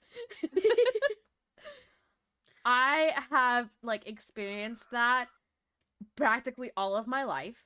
Yeah. I constantly feel like something's touching my legs, or like I feel like little bugs on my arms, which they're obviously not fucking there. I feel taps on my shoulders. I sometimes feel hands like in my hair, and I just think it's a fucking ghost. And this Yeah. whole time, it hasn't been a ghost. It's Yeah. been me. So a lot of people also assume that hallucinations equals schizophrenia, but that's not always true. A lot of people with anxiety also just like hallucinate quite a bit when they're stressed out because they are anxious and their brain is overprotective and then sends false signals about stuff. But yeah, you might want to talk to your therapist about that or your psychologist, Oh my your god. psychiatrist. I'm gonna come back to her and she gonna be like, Luna, what happened? You didn't even get your meds. I'm really bestie. Maybe I do need this appointment. Hold on. Bestie, hold on. Come back, Hold on. I bestie. learned something about myself. But yeah, those are my most frequent ones, and like they bother me sometimes, especially with the tardive dyskinesia now, because like that the tardive dyskinesia can be like triggered by like feelings, uh, or like they can be like my tics can be triggered by the hallucinations that I have because it's uncomfortable, and when I'm uncomfortable, like it triggers it. It's a fucked up little cycle. But the other hallucinations, my most common hallucination is I'll just be sitting and it sounds like I'm in like a cafe or something where there's a whole bunch of voices, like very slowly. It usually like progresses and gets worse, and I don't realize it until like I can hear them fully. But the audio hallucinations are like it's just like uh, cafe background noises. And I'm then I don't like what I'm hearing. I'm learning so many things about myself right now. Okay, so I've had where like there's so much noise and I hear the noises, right? And then suddenly it just goes away and it's quiet and I'm just like, wait, why did I feel like I was in a busy area for a second? You know, like it just yeah. like okay, so I do live off a busy street. There's constantly big trucks coming by, but sometimes it sounds like a lot of like vocal noises, like a lot like you said, like a cafe. Like that's the best I can describe it, like a busy cafe. You know, just the auditory, like a lot of talking and like the movements and the chair shifting around. And I'll register, like I'll genuinely like feel like I like this it's just normal, you know, like that's just how it is noisy in my house. And then out of nowhere, it's just fucking silent. And then I'll Yeah. think about it for a second, I'm like, it was just really noisy and then it stopped being noisy. And I'll normally just brush it off. Like I won't think anything of it. I'm just like, oh maybe just like a big ass truck just been driving by, like a couple of them, and I just registered it that way. But now I'm scared and I'm learning things about myself that I never knew. I'm That's sorry. so no, My it's fine. bad. I love this. I love when I learn about myself constantly, like new things, and it's like I never really thought anything of it. Like I just like, and I don't talk about it or I don't bring it up or like nobody really knows about it because it's like I brush it off immediately. Like I just don't think anything of it. Like it Yeah. comes and goes in a second and then I don't think about it again. Like I don't even really register in that moment like that was really weird, you know? And I can't turn around and be like, "Hey, did you hear that?" You know, because there's nobody here. I live by myself. And now I'm even more scared that I live by myself and this happens because I've been experiencing all of these things that's like I never really I never really understood it, or like I never really registered it. And now that I hear someone else is saying it, I'm like, that's scary. I didn't even know I had that. Yeah, which um is why it's so good to be open and talk about your mental health and things that are happening because, like, obviously, like, you didn't know that was, like, related to hallucinations at all, and, like, I'm sitting here and I've been having this and I've known about it, so I'm so glad I could help you at least a little bit understand yourself. I'm running to my therapist. Aaron, if you're watching this, you're getting the weirdest fucking meeting with me like ever. Because girl, we got shit to talk about. Peak um hallucinations is seeing a figure, a creature while you're busy and just be like, "Not now, come back later." Yeah. Oh my god, my visual hallucinations aren't, like, as bad. I get them every once in a while. I'm like, "Oh, yeah, you exist. Oh, well." I think the funniest one I had because I think they're funny. It's like, "You can't do nothing. Haha, fuck you." Uh, the funniest one I had recently was, actually at my last place that I was staying, my last apartment. Uh my bedroom had my bathroom in it also, so, like, you'd have to get through the bedroom to get to the bathroom, and there was a door, and I would leave it open sometimes, like, a little bit, and then there was just this big fucking face that would, like, play peekaboo with me. And I was like, "Oh, hey, how you doing?" I could probably draw him if I really wanted to, but I don't really feel the need. He had a don't big ass blame fucking you. head, it was so funny. You're like, hey, big head. Yeah, "Hey, big um head." Yeah. Um, I also another funny audio one I have is, like, people saying my name, but it's always my dead name. It's never like, "Pup, pup." It's always, like, my long ass dead name, and I'm like, "Okay, cool. Who the you're fuck?" like, I And hate it here. I hate it here. The another, like, common audio one I get is just, like, phone ringing, but I don't have a phone that rings that sounds like that, if that makes sense. It's, like, That does make ringing oh, sense. it's like like, those, like, phones in offices and stuff, they have, like, the, like, brick like, really old Yeah. headphone like, I get that one a lot,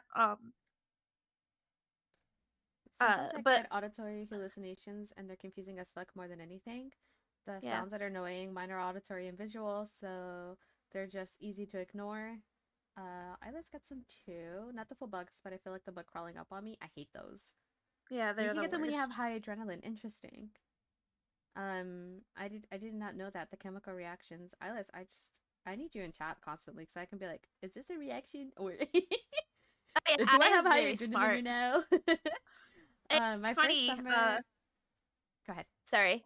No, no, go It's ahead. funny 'cause, I was talking to I one time back when it was, like, it wanted to be, like, a therapist, I think, and then I was, like, talking to it about my, all of my problems and, like, my history, and I think it came to me later, I was like, "Yeah, no, actually, I kinda decided to change my job 'cause of you." Is that how that went? Oh, My first summer, I developed this really annoying hallucination of someone's phone vibrating. I have that. yeah, My phone is not. It just doesn't vibrate and it's not on sound. Because they were getting so annoying, and I wanted to make sure it wasn't my phone. yeah. And I just constantly hear the buzzing. So I think it's my phone, but it's not. I just learned to just kind of ignore it. But you think that would have been my first sign? But yeah, KB, we just learned that I have auditory and tactile hallucinations, and I did not know that. Peak hallucination is seeing a figure and a creature while you're busy and just be like, nah, no, I'll come back later. Um, I forgot the bug crawling thing is a common tactile hallucination. KB, you also get the bug ones. Um, yeah, so when I like, so now this makes me question a lot of things because I am very sensitive to spirits, like hauntings and stuff. Um, Yeah, same. so now that I'm really thinking about it, now I don't know what's what. I know for sure in my last apartment there was for sure hauntings because it wasn't just me who saw them and things would go flying across the room and I wasn't the only one who saw them. So there was Right. validation that that was not a hallucination. When it came to my second apartment, that I moved out of, my roommate wouldn't really see or hear, but I did. So now that makes me rethink at least those experiences. Like, was that just a hallucination? Because I would yell at it and I'd be like, I'm trying to go to fuck to sleep. Go away. Come bother me another day. Um, so So She did Something not that I've experience or noticed. see any of that. Okay. Something that I've noticed with my hallucinations, because I am also like sensitive to spirits, if they are like moving stuff or like talking, the way that I'm able to distinguish it is if I can like pull out my phone and record. That way, if I don't hear anything in the playback, it was definitely a hallucination. Or if Oh, I that's don't so see like an item smart. flying. Yeah. Dang, I should do that. I haven't experienced anything here. Sometimes I see like my mom's dog or my dog that passed away like run Yeah. by. Um I still like to think that's them because my dogs also react to it. So like when my dogs react to it, I'm like, okay, then it's likely is the spirit because if they're seeing it and I'm seeing it. So like obviously I didn't know that they would be hallucinations before. So I would just kind of use my dogs as like, if they see it, it gotta be real then. But now I'm definitely gonna use it that way. I recently saw someone on TikTok who has trained their dog for their schizophrenia. That would be taught him how to greet. So whenever they saw somebody, while they're having the hallucinations, they tell the dog greet them. So if the dog didn't go greet them, it was a hallucination, and that's how they were able to distinguish That's so what's a cool. hallucination and what's real. And they posted several videos that like I know I'm having a like I see somebody, so they would start recording. Um, so like that when well, obviously when it passed, they could go back and see it and they'd be like, I was genuinely hallucinating. So their dog did not budge, like she didn't move for shit. She was like, homie, there's nobody there. That's so And funny, then but they yeah, and then they did show a time when their dog would actually go greet somebody. So it's not like trying to do a thing for TikTok, trying to show off or anything like that, or just trying to trick or do something. So they'd be like, "This is my dog" when there is somebody there. And then they did greet, and the dog would go. So it was really nice. I was like, dude, I should just fucking teach my dog how to do that. So I can teach them to react to it. So I can know when there's a fucking hallucination. I haven't seen like people for the most part. I see like right. little guys, little creatures. Um, the only time I did see like apparitions or people was when there was genuinely a haunting. But the audio for the most part is my biggest hallucination. It happens a lot, like nearly every day, honestly. Um, Multiple times a day. Um, it hasn't happened today, but yeah, that's one of my biggest hallucinations. I live near a college campus, so it makes hallucinations so much funnier because they're very often my hallucinations are real and usually just cross-faded. Audio is pretty common. The name hearing stuff on online handles used to drive me crazy. Click my Lego brain as many chemicals. I'm more so aiming to be a coach now. Oh, that's interesting. I wish you a lot of journey in your career path. Like Pup said, you're smart, and it's been honestly so nice to have you guys here. I feel Thank like you. this is the most like educational we've gotten, and I'm learning so much. It's scary about myself, and I don't like it. I don't like that I'm learning about myself. With how useful recordings are, it actually makes us wonder whether hallucinations are more or less common in something like VR. Fair, yeah. I got my factoids wrong. Audio is the most common, tactile is one of the rare ones. I hate that now I have one of the rare ones. Thank you. Yeah. Hi, Kitty. Welcome in. Hi. Um, I wonder what it's like being that dog though. Just like, bitch, there's nothing here. What do you want me to do? Like the fuck? Why are you tweaking? His dog should be like, is this a trick? Are you testing me right now? Did I pass? The best tactile hallucinations are head pats, to be honest. Mine grabs my hair. I don't like it. Yeah. Like, Uh, the tactile hallucinations suck. I don't like. There's been times where, like, I'm laying in bed and I'm trying to fall asleep, and then I feel something grab my leg or, like, grab my thigh. And then I freak out and I'm like, why is the Oh ghost yeah, that's the touching me? worst. So now it's good to know that it's not a ghost, it's just a hallucination. So like I feel like I'll be able to shake myself out of it a little bit quicker. Whereas Yeah. like I think it's a ghost and I'm sitting there, I'm laying down in fear. Like I'm just scared. I'm genuinely like terrified in bed, shaking because I think it's a fucking ghost. So now that I can like understand that it's just a tactile hallucination, that I can just be like, tap it out, there's nothing there, it's fine. Yeah. Looking while I'm on hold with unemployment for checks time 5 hours now. Jesus Christ, Jesus. Jerry. Speaking of that, I've been on hold, Jerry, one time with unemployment for 3 months. I would call every day and I was put on hold for 3 months straight. Jesus. Yep, I would So call sorry every about day. that. Yep. So good luck, Jerry. Good luck, Jerry. My university got some VR headsets, and every undergrad and their mother is doing VR study. Eventually, someone will answer this. True. The closest we've gotten to a very gentle, and I've been able to tell if it's a system stuff or hallucination. I hope I can learn. Knowing a hallucination is the first large step to stopping their impact on you. You guys have significantly helped with that. Like, I hope that I can stop at least the touching. I don't mind the Yeah. bugs as much. The hands is what terrifies me. So, I have okay. None of my hallucinations have like ever like gone away completely, but sometimes they'll like come in rotations, if that makes sense. Same with my tics.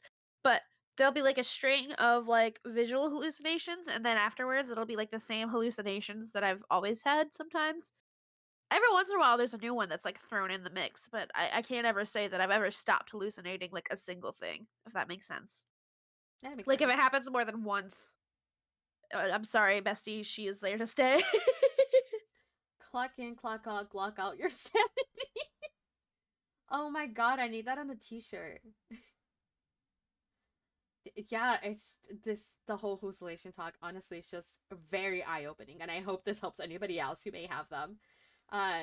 It's always really Yeah. exciting, like when we learn something about ourselves. Um, Yippee! We're like crazy! Yay! we're not crazy. Just a little something going on. Yeah. Like every time I get on here, it's either I'm crying. For the most part, I'm always crying. That is a usual thing. I cry. I'm a very Yeah. sensitive person. I'm very Same. empathetic, and I'm a sympathetic crier. And any time that I just genuinely feel so sad for the person that I'm talking with, or like who's here, like I'm very empathetic in the way that I automatically put myself in your shoes and how I would react. So I'm either always crying, or I learn something new. And then when I learn something new about myself, I'm just like, I can't handle this right now.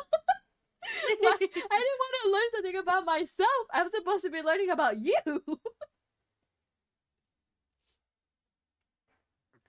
It's fun to be a massive goddamn nerd about psychology. It makes me feel good about studying it for 3 years. Good. God, I'm glad I didn't do an art degree. I think I would have exploded. I did an art degree. Who are you? Who made you cry? I'll fight them. Finds out they made themselves cry. Aw, but I'm sorry. You just have to kick your own ass now. I don't know why BTQ's not working, but it's pinned. If you can still see it. I pinned it. I can copy and paste the command. I don't know why it's not working. Huh. I need to change stream elements. I need to get another bot. Yeah. Thank you for the hydrate. Thanks for the hydrate. I appreciate it. But let's get a little into your coming out story. We kind of just went all over the place and didn't even get to that. We talked about like slightly like, yeah, it's about it kind of ties into my coming out story. And then we just kept going. So, yeah, again, my coming out story originally came out when I was in an abusive household. Um, I was little. I hadn't questioned my gender at this point yet, but like it didn't take me very long to do that afterwards. Uh, but my mom was being like she was always sort of like invasive with questions, and she was like kind of obsessed with the thought of me having a partner anyway. She was really weird. She is really weird. Holy shit. She would always be like, "Oh, you got a boyfriend yet? Oh, haha. Let me know when you get a boyfriend so I can like help you." And I'd be like, "Oh, thanks." Ew. But yeah. I think the first time I was like catcalled, I was like maybe like 9. Um and my mom sort of like my bio mom kind of like encouraged that. So it was really disgusting. Ew. Again. Oedipus? Yeah. She's fucking crazy. Anyways, so I came out to her because she was like, "You got a boyfriend?" I was like, "No, I got a girlfriend though." And I didn't think anything of it at the time, and then I I feel a little bit silly because I should have known that she was homophobic, right? Yeah. And she ended up That was the first time I got hate crimed. I was assaulted. She kind of hit me and shook me around a bunch and yelled at me, spit in my face, and I was crying. But immediately after, she called one of my sisters, and she was like, "Oh my god, I can't believe Puppy's gay." And then my sister, the goat she is, was like, "Why does it fucking matter? They're a Yeah. baby. They're little." Brother, there's drugs in that spit. Yeah, True. it was crazy. Um, Yeah, and then biological like, moms are like honestly the fucking weirdest. Like yeah, I can't. Like the same thing with me. My mom also encouraged the sexual harassment or like as a young child like men like catcalling me when I was little. yeah, So I completely like ugh, understand when it came to that because my mom when I was younger wanted me to dress as like revealing as possible. Or like made me wear dresses and stuff. She's like, "How do you expect to get a man?" I'm like, "Mother, I'm ugh, literally 9. Like, what do you mean? Why yeah, do I want a man at 9 years old?" yeah. That's insane. I remember again. I lived primarily in like trap houses, like plural houses, because I moved about like I want to say 5 or 6 times Hmm. in 12 years, which was crazy. But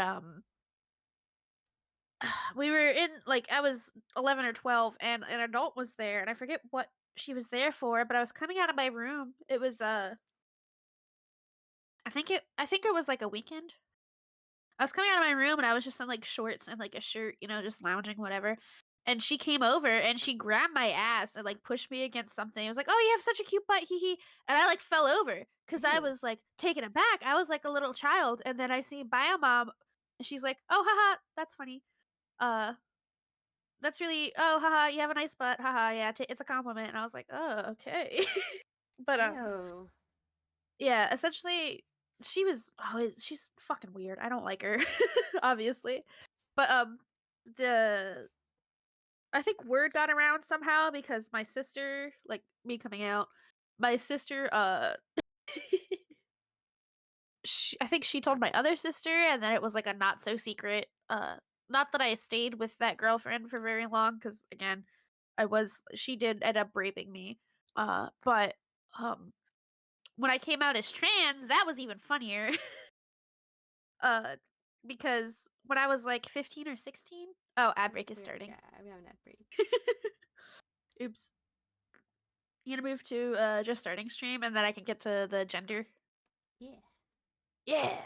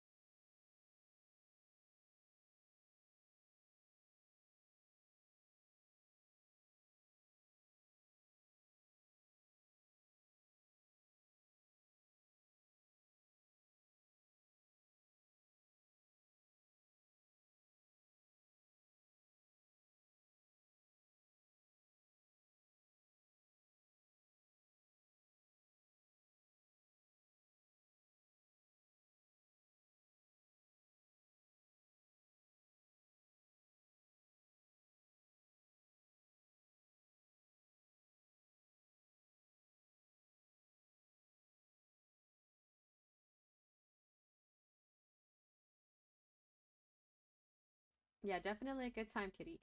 Did it do it again? Like, I feel like you just dropped that sub recently. Yes, Let's go clean. Go wash some dishes. If you got wireless headphones, you can just listen. You can just listen. Nothing visually going on, just me shaking my boobs. Yeah, I think Twitch is broken again with the subs. I know it does that for sure with Prime. I constantly have to do it twice a month for Kibby, and it's dumb.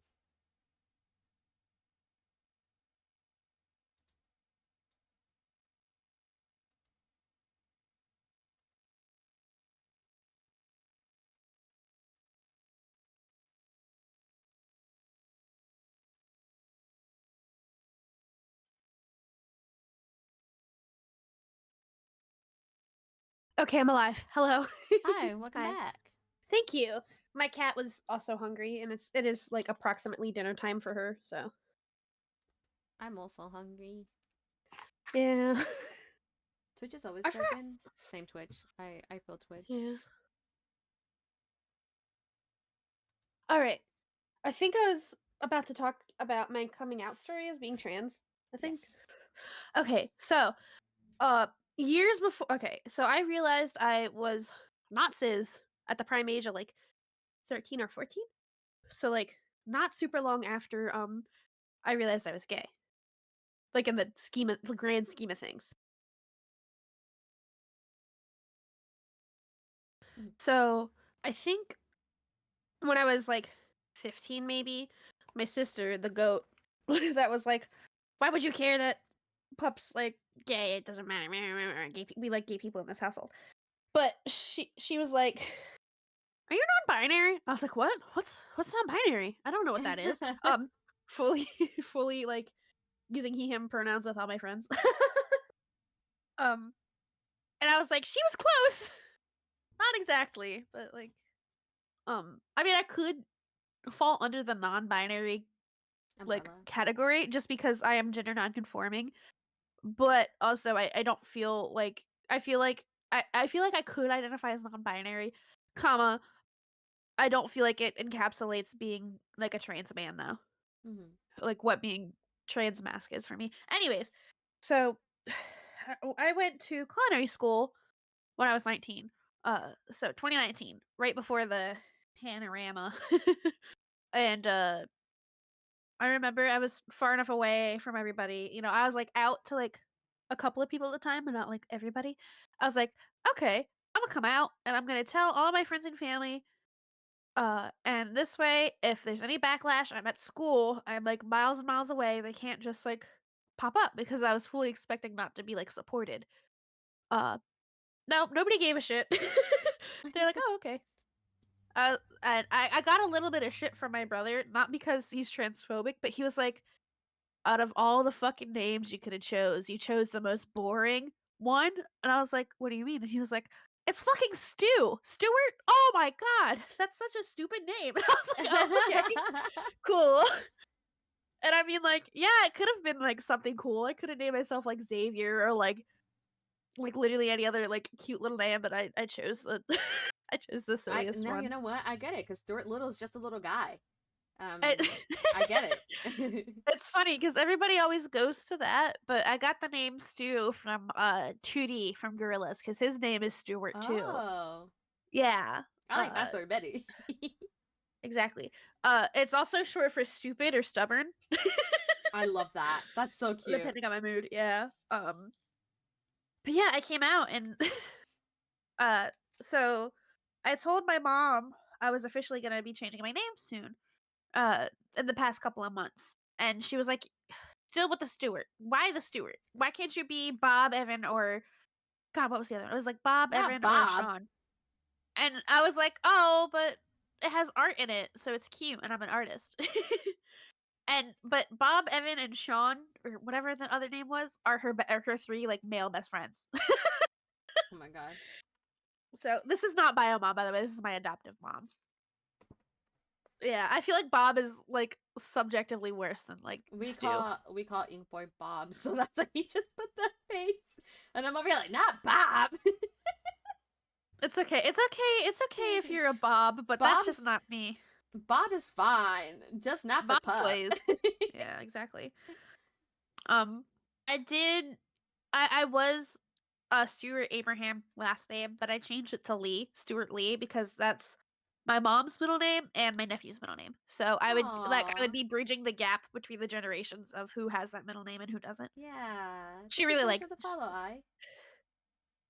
Oh, good. I can follow now. I was I was like, oh, I should follow, and then I was like, but 69 followers to go. I don't want to ruin the number. Oh, you're fine. I just okay. There we go. Thank Thank you. you, Thank you, I. But yeah, and then nobody gave a fuck. It's kind of surprising actually because a lot of people have been like cooler with me being like trans than me being gay. which just talks a lot about how like the climate changed, I think, in terms of like how accepting it is. Cause like when I was out as like gay but not trans in high school, I would get like shit for it and people would call me slurs and all this other stuff and My neighbor yeah, calls me slurs. I'm so sorry. That's okay. I just keep yelling at her, I love eating pussy. Yeah, I'm a big fat D word. That's right. I think it's It funny. makes her more mad. Yeah. I think on the application or the form that I sent in, I said I wasn't comfortable being called queer. Yeah. And I think the prime reason is because I live again in the South and that was like the slur that everybody used. So like while I don't identify myself as being queer, I understand and like fully accept that I would fall under the queer umbrella. I just would prefer to call myself gay for like personal Yeah. reasons. I mean, Not that's that people completely aren't valid. yeah, not that people aren't allowed to also call themselves queer, but I feel like when we start like especially with like a slur because that's what it is in many places still it's still a slur. I feel like when everybody just sort of like it has been reclaimed somewhat, but reclamation is still entirely personal to people. Uh I feel like when we start reclaiming like entire like slurs for people without asking them, that's when I'm like, no. If you call me queer out in public and you're like, I don't know you like that, I'm just gonna fucking fight you. Yeah, no, that's completely valid. That's why I ask, like, on the forum if it's okay to use, because then I won't use it like the full word. I'll just use BTQ, instead of like saying the Yeah. actual term.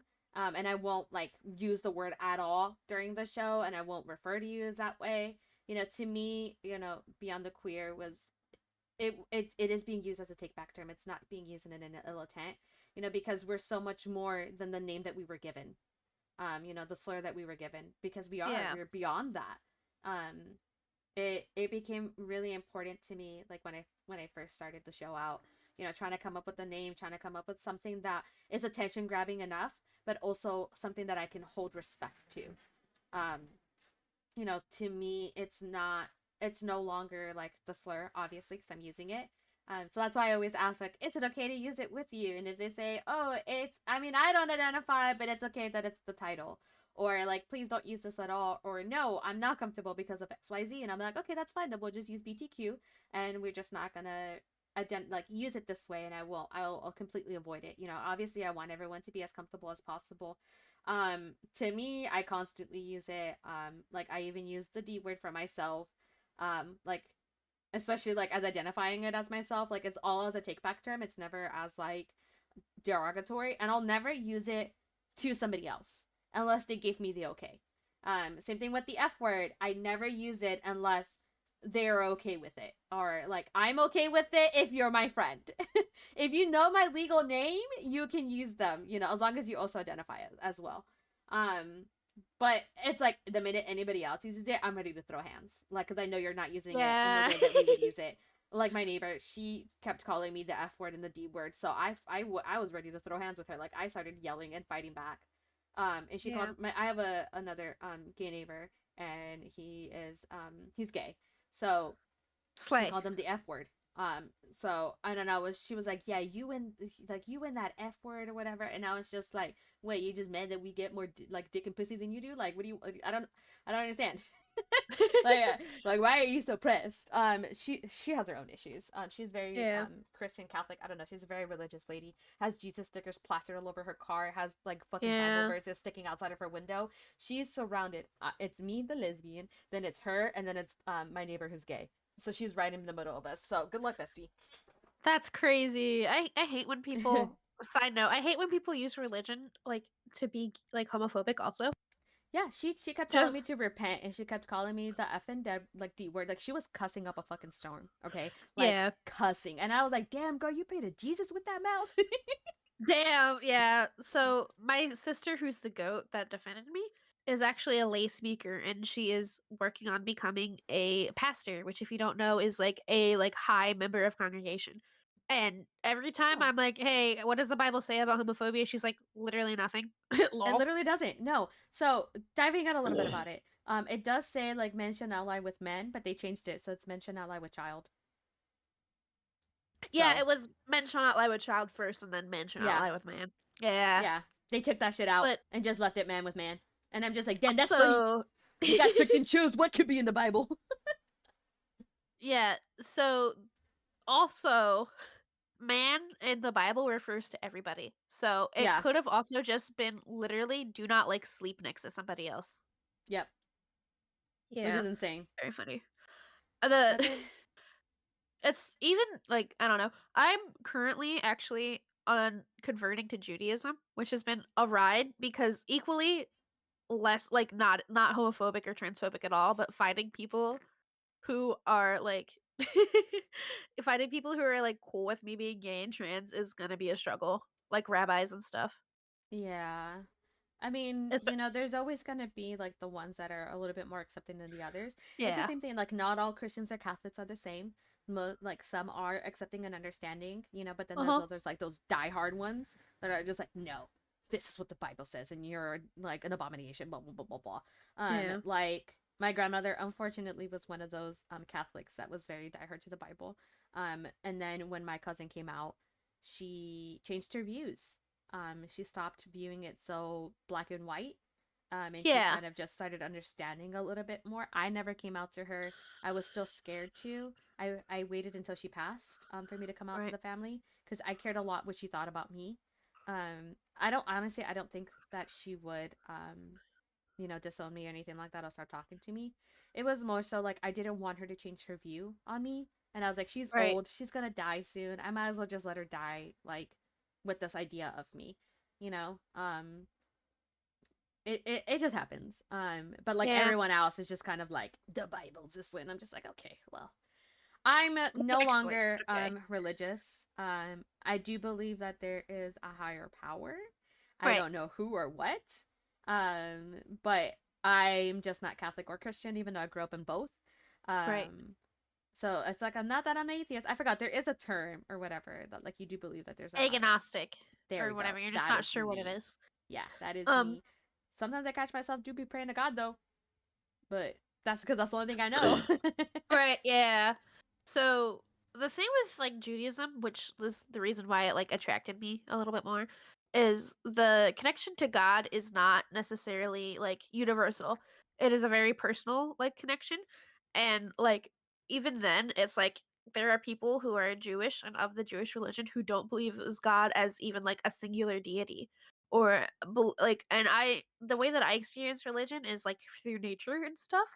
So I think God is just the name that we gave to like natural phenomenon in some cases. In other cases, uh, especially in especially like instances where it's in Judaism, a lot of the like core belief, some of it is just like do this because I said so, or because Judaism is like a very like closed off thing. It's like purposefully trying to separate you from other people just because which makes like no sense and a lot of sense at the same time, but um the connection to God is extremely personal and it can be whatever the fuck you want, and there's even people who refer to God like their connection to God with like she her pronouns or they them, not necessarily he him, but yeah, it's also Judaism, some sects also don't believe in like heaven or hell and you're just here to like do good stuff without reward. So yeah. Yeah, my little I think ramble. that's I think no, I think that's beautiful though. Like it's just Right. kind of we're just here. We're just here. Yeah. As someone who never came out to birth giver, I think it's kind of sick that nothing she knows about me is accurate. Oh my god, this lady is over here spewing fucking inaccurate facts about you and everything you get asked. She doesn't know shit. She doesn't even know my name anymore. Damn. Yeah. Um, Same. Bio mom. that's crazy. I'm just spiritual. Yeah, I think it's just nice to like, that there's something there and whatever your relationship with it is, it's yours, whether yeah. as long as you're doing good, that's all that matters, honestly. I think that's For real. genuinely all that matters. As long as you're doing good and keeping an open heart, that's it. Yeah. At least it's like Spirituality is so cute. you're not shoving your fucking beliefs down people's throat. Yeah. Yeah, I have people like constantly knocking on my door, and I never answer the door. And then they've said like I've had like the same people come by and they're like, "Don't even bother. They never answer the door." And I opened the door and I was like, "Yeah, you think you would have got the memo by now, but you keep coming by." Maybe if you put like on the door no soliciting or like They something don't that care. would like okay. Yeah. I would put something on the door like a gay lives here. That'd be funny. Like on the outside. Oh, Warning. so I'm gay. I'm actually planning on putting a bunch of lesbian flags around my house because she's so homophobic. I want her to see that I'm gay. Fuck yeah. I I love want to that make for her you. mad every time she walks out of her house so she can leave me alone. Say you have a rabid dog, it's me. I'm the rabid dog. I'm the rabbit dog. Oh my god! Oh my god! Someone go get their fucking dog. Ow, ow, It don't. yeah, ow, ow. It don't bite. Yes, it do. Oh wait, I have it like this. I think. Oh, it won't do the command. Is it? Oh, Oh, I had a command that would do it as well, but it won't do it. I'm what open the to owa owa? everyone's. Yeah, and then it would like Stream Elements would reply with awa awa. That's cute. I'm open to everyone's beliefs as long as they don't shove it in my face, even though I personally don't believe it. Same, yeah, I'm Yeah, open to it as long as you're not trying to force it upon me. Like we're good. real. With owa owa, uh, I just added earlier today to my stream owa owa redeem where it's me going owa owa. Aww, I also have an a woo. that's so cute. I should add a redeem where I'm just barking because I do be barking here. Yeah. Yeah, Ooh. I'm a fox that's confused that thinks they're a dog. Honestly, slay. Love that for you. B&B, it's not working, Kibby. I don't know. Some of the chats. Yes, I am a fox. Yeah. Oh, it did work. Oh, it went away. It was supposed to play the clip as well as keep the doggy stuff on me. Oh, that's cute. The canines. Thank you. Thank you. Ow, ow. Ow, ow. It's funny because my boyfriend will say, I'll be like, can we go get like a donut? And he'll be like, no. And then I start growling really low and I'm like, I just like in his ear and then he'll like laugh. He's picked up a lot of my stims too. It's really funny. Oh, Uh, that's sweet. just like in real life, I go arf like a lot, like mid sentence. Like if I'm confused, I'll go arf. Arf. Or yeah, arf. Or I go arf a lot. I go ewa ewa. And actually it's very funny because I stim a lot with like movement and dancing.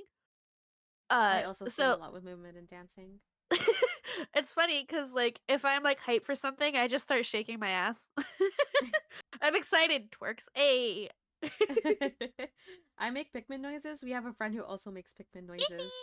Pikmin. I had that one for the longest time after that game came out because people would like just spam like Pikmin like memes and I just held on to it for a bit. I love Pikmin. I love Pikmin noises. They're so good. Pikmin. They are very cute, might I say. So cute. I love them. I want to be drawn like a Pikmin so bad. I want to be a Pikmin. Oh, duly noted. Oh no. I give money. I give money. I give money. Don't worry. Um, but let's get a little into some of the questions that were sent in because we're Ooh, about to hit yay. 2 hours and a half. Oops, my bad. No, it's I'm a okay. fucking That's fine. yapper. No, that's why I said like, yeah, it can go to 2 hours. I've had it gone to 5, 6 hours. It's just when we get what we get. I literally after we hit the fifth Yeah. hour, we're like, yeah, we gotta do a part 2. We got a lot more to talk about. But I'll get into a little bit. So we have a most recent one that says, do you believe that the obsession with social media has been glorifying autism, has been more helpful due to normalizing and sharing awareness, or more damaging due to the distorted public image it creates? Okay. We went over this a little bit. Mhm. So personally, I think public image of autism is gonna fucking suck regardless because of ableism. But I don't think there's any like correct angle at this because on one hand it has helped a lot of people and on the other hand it has hurt a lot of people. I think just with new information and new technology and people spreading awareness, it's gonna be polarizing regardless of what it is. Uh, Specifically with autism, I think it has helped a lot of people, but it will also hurt a lot of people. So there isn't like a specific good or like I can see it from every angle. if Yeah, you I was know what gonna I mean. say, I think it's in kind of in the middle. Like it has been doing good because people are able to understand themselves better and, Yep. you know, kind of realize like, oh, I might be this way and like self-diagnoses is valid. Um and then and the way it could also be harmful because as it is like media represents it such a bad light or it just makes it be like this is the only way that autistics look like and this is the way that they are. So then when you do say that you are autistic, we're like, well, you're not like so and so on this show. Like, Yeah. oh, I saw it like this, or like someone on TikTok said it's like this, and you're not like that. You know, so it could be good and it could also be bad. You know, it just like you said, regardless, the way that it's seen is just always gonna be the way that it has been. I f- Unfortunately, feel like it's all three of just those options can also like coexist and they're not yeah, mutually exclusive. agree, yeah. Yeah. What are some good experiences you've had since finding out about your identity? Do you want me to go through like the three identities? Yeah, if you like, whatever. I Okay, mean, so after like coming to terms with being autistic, I've been genuinely much more happy just because I have been able to mask less, which is way like it goes beyond just like people pleasing and like making sure stuff's okay. But like I grew up in a household where it was very much like even my second home is very much like stimming bad because you're being annoying. You know what I mean? hmm, So after learning that that was completely normal and fine, and I wasn't just being crazy or like doing stuff for attention, I've fully leaned into it. I'm having a lot, like I'm a lot happier, like in general. Uh, I also have words and like abilities to navigate and like ways to navigate like certain difficult conversation stuff. Like, oh, like say I'll be like, hey, I'm sorry I did this. I won't do this again. I did it because of this. They'll be like, oh, well, you're just excusing it. And I'm like, no, I'm just explaining it. Well, now I know I was just actually explaining it. I wasn't trying to excuse my actions like an asshole. yeah. um, with being trans, I feel like a big positive of it is feeling comfortable in my identity and like who I am. Cause like people like I have a very cute voice. I'm very effeminate. I'm very effeminate looking, but like being able like I'm literally that meme that's like hyper feminine girl. This is how I look with he him pronouns in bio. I uh love that. but it The they them yeah. to he him pronouns spectrum. Yeah. Uh I, it just makes me feel more comfortable in my skin and I feel especially with talking to others and a lot of other like gender non-conforming like trans men, especially femboy trans men. Kisses, kisses, smooches. We are doing we are doing the Lord's work. We are carrying so much weight on our shoulders, but it's so worth it and I'm so happy. Um being gray rose, I think it helped me it makes me feel better because like I have words and like ways to describe like my attraction and like I'm hmm not just out of the loop with some stuff. Like I just like am the way I am and I have a way to describe it without like sitting down and explaining like literally every like like everything, my whole backstory, my lore. Not that I hate that. I love a little lore dump, little puppy lore dump, but um I also like I like being able to have labels because it helps me explain things. I feel like that's the whole point of labels sometimes is helping to explain things. With being gay, like boys, major plus. Also like girls too, but girls are kind of scary. Girls are terrifying. Girls are terrifying, yeah. Boys, oh my god, boys, you could just talk to them, and like a lot of the times they're just silly and goofy. And then girls, it's like you are so pretty. Do you want all the cash in my wallet? It's not a lot, but like, here you go. How do you deal um, with being nervous about something? it depends on what it is. Uh, when I'm nervous, usually, like if it's nothing too big, it's like my sister said something to me like years ago, and I don't think I'll ever forget it because like I feel like I'm a very brave and courageous person. But, hmm comma, she said, uh, courage and like being brave is being scared and doing it anyway. You know, Yeah. so I feel like being scared is like an okay thing, and you just gotta like navigate it. And like being scared is fine, and being nervous is fine. Don't let it stop you from doing what you want, obviously, because like I would not be hear it if I was nervous at all. Very valid. Like if I was nervous all the time, yeah. Yeah. I gotta get my cat off the bed. I don't want it to piss It's on okay. Oh, she's a very stinky little girl. Okay, no, she's fine. She's just laying down. She just a little sus. Oh, I'm understanding Yanny a lot more now. What does that mean? Fighting for my life against a sweet Expand. potato. Say just stinking. Say just stinking. It is What is an stinky. annoying TikTok trend at the moment? Um, at the moment, I don't really pay attention to TikTok that much. I'm usually on Reels, and it's to save little like food recipes. Oh my god, I do the either same. it's either for it's either for like me and my partner, or I send it to my other bestie who's not here, who has a hard time with cooking and stuff because like he never learned how from anybody and he's kind of scared about it. But um I think generally an annoying trend, it's luckily died down a lot more now, is was the whole witch talk thing, and like Oh god, yeah. the reason that it was annoying wasn't necessarily because I'm a little hater and I hate people getting into spirituality and practices more, but because it allowed for a lot of people to promote toxic positivity and spiritual bypass, and it was nuts. And Also, a also just lot of being people were getting racist. hurt. Yeah, that too. Because I didn't know what the fuck they were doing Yeah. or talking Let's about. see. When did you last have a really good day? What did you do? A really good day or date? Day. Okay. I don't know. I so I have really good days all the time, honestly.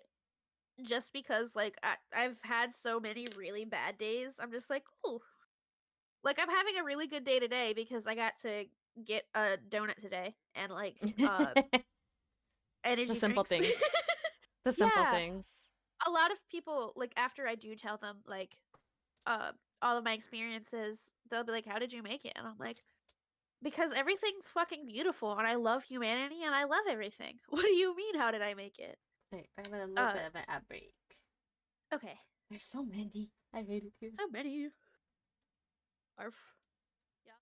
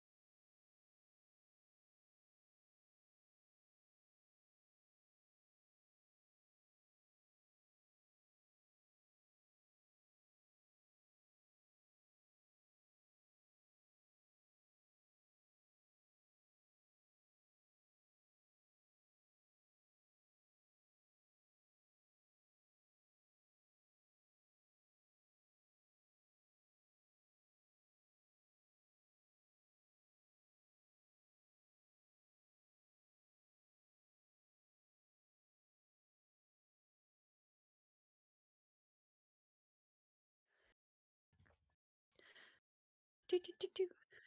We're back. Oh Jesus, I got like 20 mentions on Twitter. I still have an ad. Oh, never mind, it's ending. Teehee. We're so back. We're so back, yeah. What was I talking about? Oh, yeah. A lot of people will be like, "Oh my god, you've gone through so much. How are you still so positive and so loving and so caring? And how are you so excited all the time?" And I'm like, well, like it's the little things, you know? Like if if like oh, I got into an argument with one of my like IRL besties at one point because of this.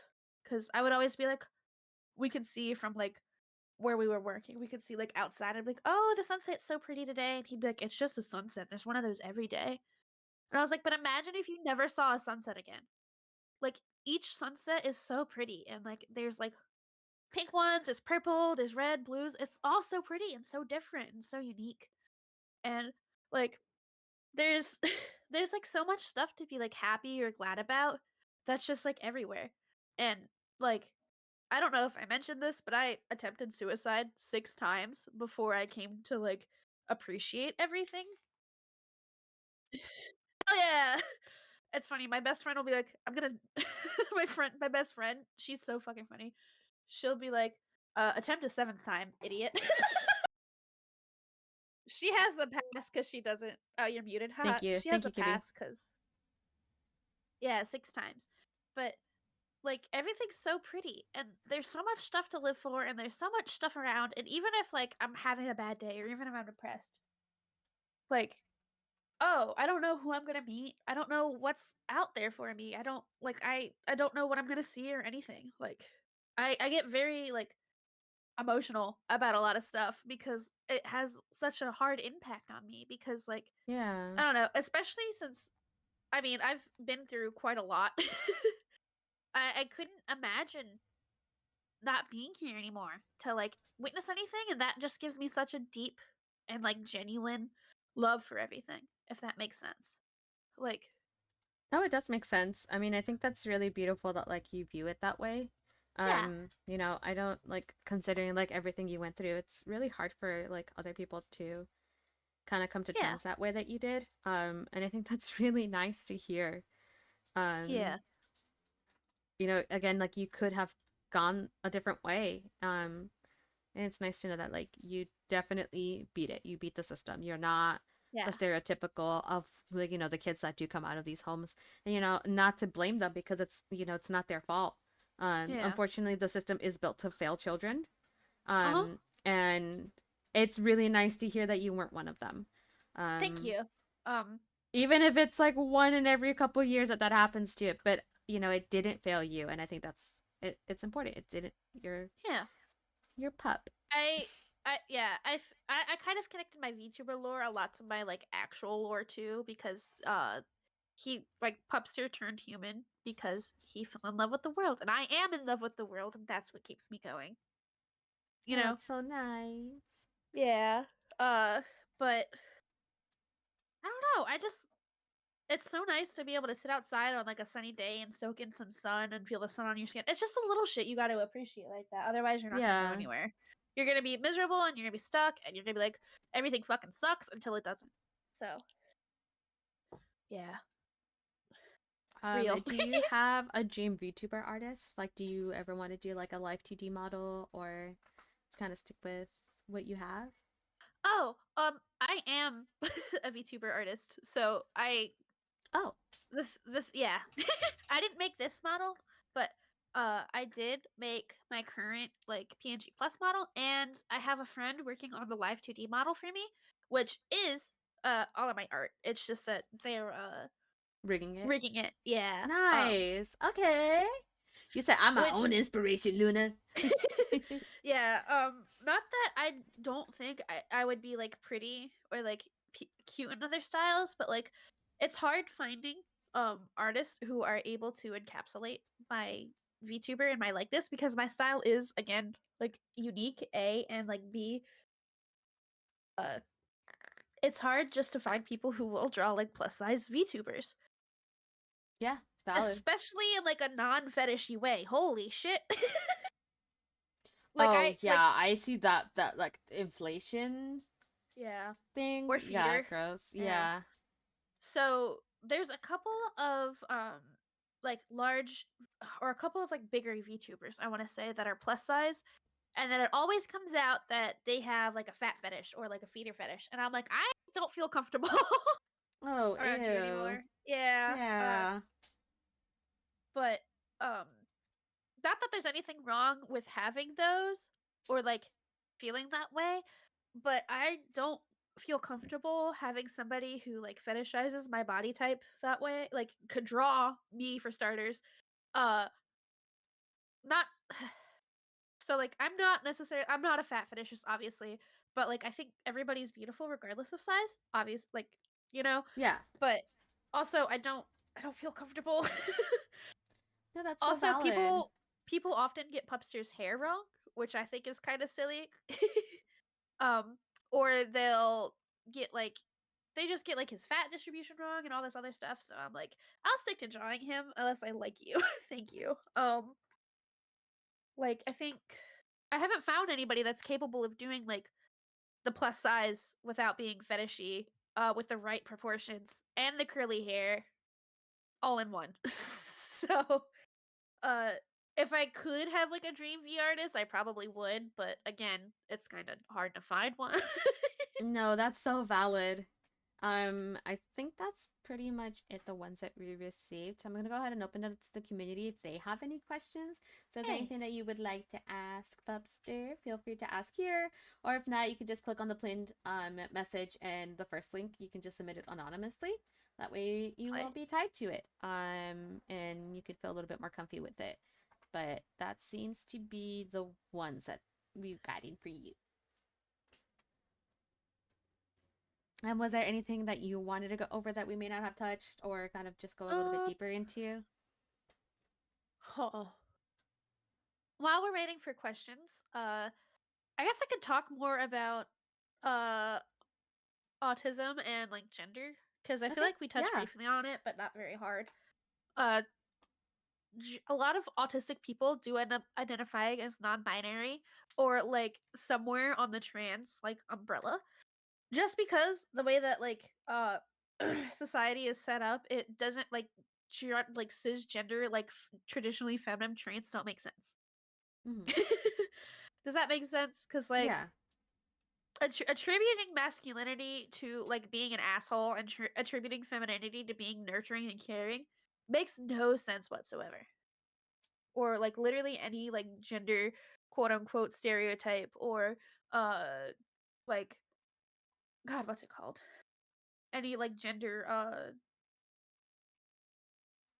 like people think of feminine traits and masculine traits and it's just they don't fit for everybody and it's never like the same. Yeah. Like to me masculinity is like I don't think of things in terms of masculine or feminine either usually. Cuz like why is pink a feminine color? It is a color. True. It's just a color. But also, I will die on the hill that shrimps are boys. All shrimps are boys. They're just boy. Just Is little that guy, just little boys. yeah. Yeah, shrimps are boys, crabs is girls, worms is also girls, and I will fight everybody on that. But it's girls in the sense that like math is like a blue color. It was like a blue. You know what I mean? It's Yeah. not like actual gender. I'm a worm right I'm now. a worm Valid. RN. We're Hell all yeah. worms. I'm a puppy dog actually. I'm worm today. You worm. Hell yeah. Yeah. Worm maxing. Worm maxing. What are your favorite snackies? Okay, it depends. Being autistic, it like changes all the time, but Oh my also god, like my safe same. my safe food never stays the same either. But right now, I'm definitely in like a fruit mood. I'm in a little fruity mood. I've I also do this thing where I don't necessarily like eat full meals. I don't eat a lot, which is really funny to me because I'm fat. I should be. A lot of people are like, "Oh, you should be eating more. You're fat, idiot." And I'm like, "No, actually, I just Yeah. don't." So I'll eat like 6 like very like small meals throughout the day rather than like 3 big meals. Or if I eat big meals, it's like 2. um, but my favorite snack right now, I've been fucking up pistachios and fruit, and I Ooh. really like I've been like past couple days I was hankering for like Reese cups, I think, but uh I generally don't like chips that much. Uh chip texture is too hard on my teeth and I'm not the biggest fan of that. Um but not pistachios, which I've been like leaning towards lately. Um ooh, I really like those Korean snacks. It's like I forget what they're called, but it's seaweed and then like roasted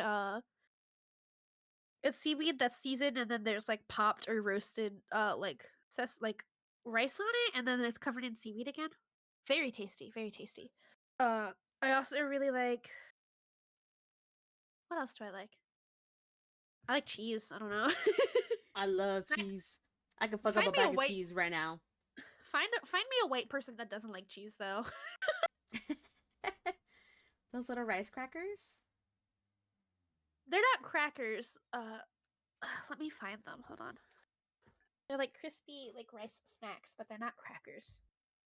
Uh, seaweed snacks, popped rice, Korean. I'll send you what I mean. Okay. Here we go. Yeah. Do do do. They're kind of like. It says they're called bugak, which is weird because I don't understand. Like Korean is a very like it's kind of like German in the sense that like you could just add stuff to other stuff. Uh, and rice is bop and seaweed is gim, but that doesn't have either of those words in it, despite it being like the main things. I just sent it to you on Discord. I'm not sure. Oh, those. They're really Okay. good. Recently, I can my favorite ramen is the Pudak carbonara. Oh my Oh, god, I so love fucking that. good. Oh, it's They're blocking really me. good. Um, These. it's a it's a little bit hard because I am becoming or because I am converting to Judaism to keep to kosher with a lot of stuff because there's a couple of different kosher laws that I'm abiding to. Mm-hmm. One of the main ones is not to eat dairy and meat in the same meal. So I can't eat anything that has both dairy and meat in the same meal.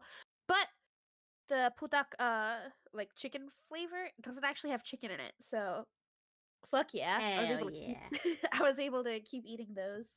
Dude, they're so good. I'm Yeah. also a big fan of tteokbokki. I love Tteokbokki is really tteokbokki. good. Oh, I love tteokbokki so much. Uh it's funny. The first meal I made for my partner was tteokbokki, and we've only had it like 3 times since because the closest like Asian mart that has tteokbokki or dok, which is the rice cakes, Mm-hmm. is like an hour, 2 hours away, depending on which one you go to.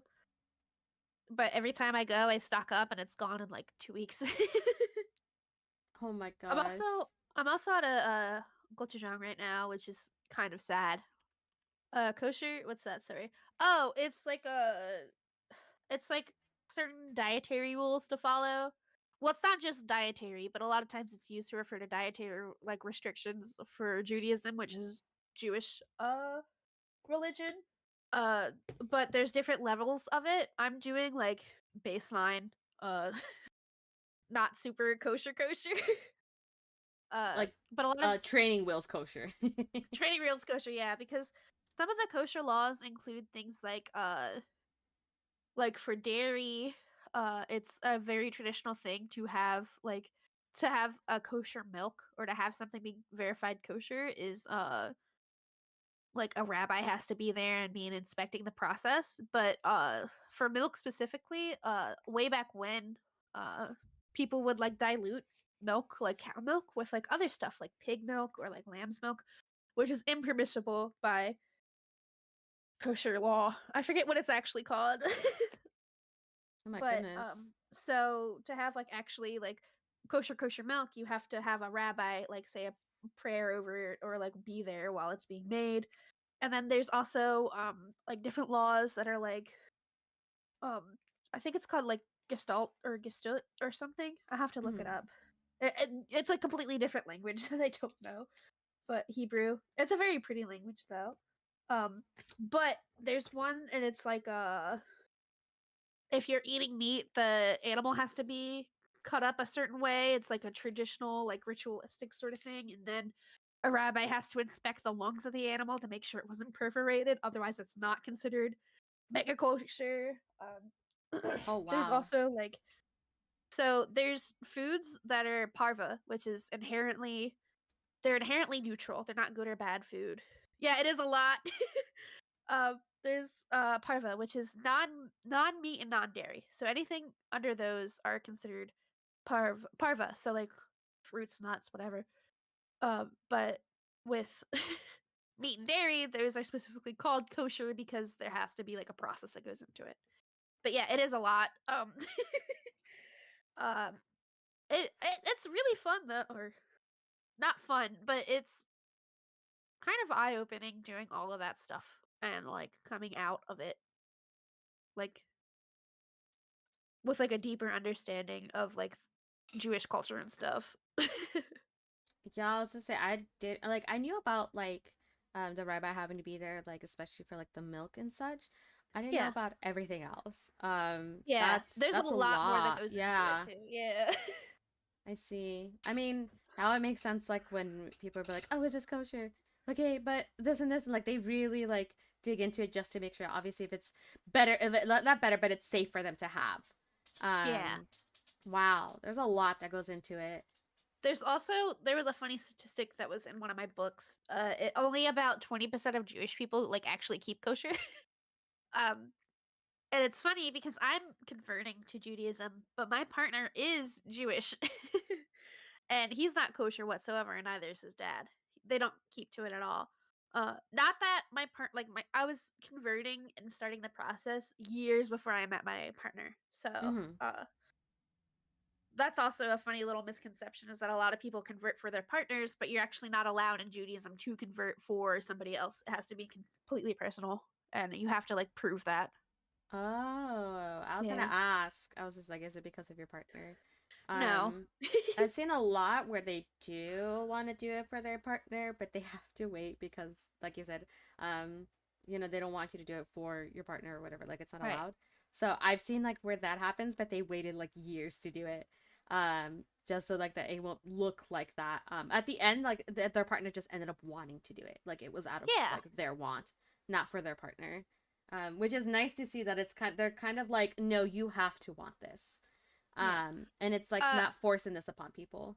uh a good example of that is actually Marilyn Monroe. She ended up getting with her husband, I believe, and then afterwards converting to Judaism, and that was under a lot of, like, speculation and, like, fire because it's like, oh, you only converted for him. But even after her husband passed, I believe she kept up with Judaism and kosher culture and all this other stuff.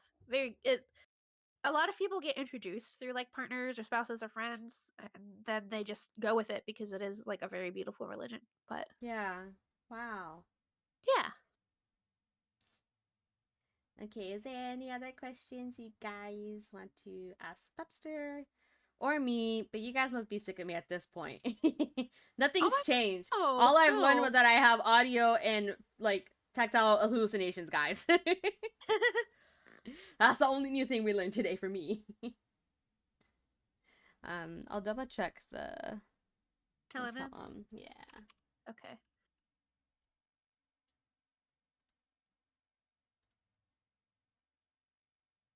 No, we're good. Okay, I will exit it. Oh, I don't think I touched much on, like, my, what's it called? I don't think I touched much on, like, my chronic illnesses.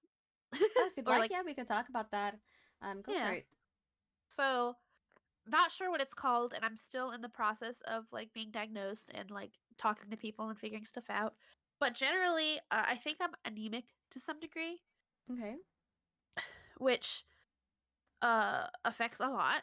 Uh, I take twice the amount of, like, recommended iron.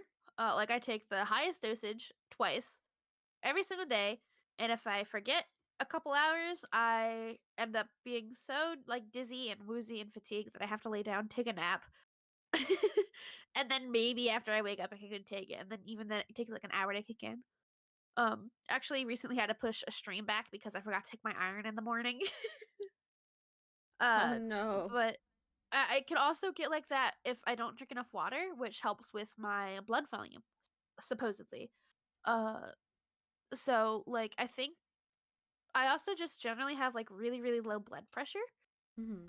Even in, like, stressful situations, everybody's like, "Wow, you're calm as a cucumber." And I'm like, "I'm actually extremely anxious right now. Thank you, but my blood pressure is, like, very low," which I was always told is a good thing, but, like, I get, like, vertigo and, like, all these other, like, crazy, like, symptoms, like, presyncope, which is, like, the feeling that you're gonna faint. I've, like, had to lay down or, like, my vision will go out or I start seeing stars and all this other stuff. Um, Generally, also, I am hypermobile, so I do tend to sprain things a lot. Recently I've been having an on-off issue with my knees. That makes it Oh, very hard for me to do anything because they just keep spraining because again with the hypermobility I'm constantly hyperextending my knee and that looks like locking my knees past where they're supposed to lock I do or like that. Yeah. pushing them out. Yeah. And uh I think I might be showing a lot of symptoms of like I don't know if it's POTS or something, but hypermobility with the autism, with the issues with the blood is like crazy. Blood pressure is one of those things that gets misinfo because of fat phobia. Yeah, that too. Uh, Honestly, a lot of people are like, "Oh, for your size, it should be way higher." Har har har har, and I'm like, "Okay, but that doesn't explain why my feet are red if I stand for very long, and like if I push on them, like it goes Yeah. white for like 10 seconds." Like, I think there's some pooling of blood generally because if I lift up my feet and like elevate them after standing for a long time, I'll be good. Uh, Also, if I stand up too quickly, have I get like wobbly and sometimes I like fall, Oh, which that's me isn't good. too. Yeah.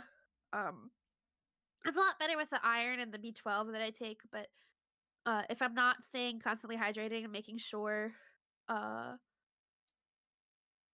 um, as long as like if I'm not taking care of myself, it gets worse. There are some days like, especially when I'm like on my period, like my iron just dips so low I can't do anything because again, you need more like iron. Yeah. Uh, Generally, knee pain isn't but caused by weight, but blood issues. There's a lot of arteries and veins in those joints. yeah, the knee pain that I experience though, I think is from hypermobility typically. But my hands and stuff that could be possibly why.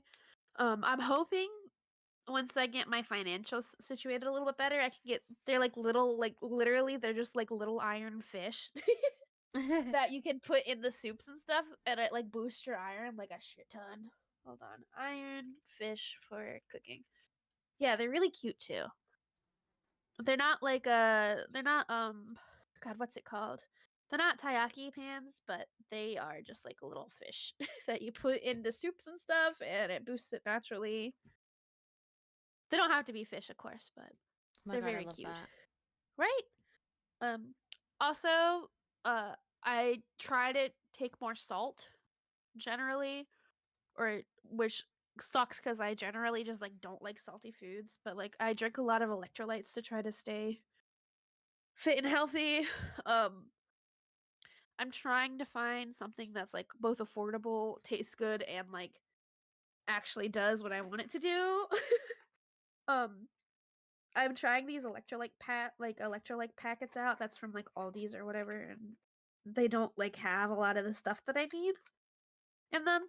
I think the closest I found to like good like electrolytes has been Liquid IV or Glitch's Hydrate line. Um, but those are also just like kind of expensive. Yeah, I'm also not a big fan of Liquid ID myself. I didn't try the sugar-free option, so I want to try those. Right. My friend gave me a couple, and I just didn't. I thought they were too sweet. I didn't like them. Yeah. Like it just felt icky. So I'm gonna give them a try again. Then like the unsweetened version of it, or sugar-free.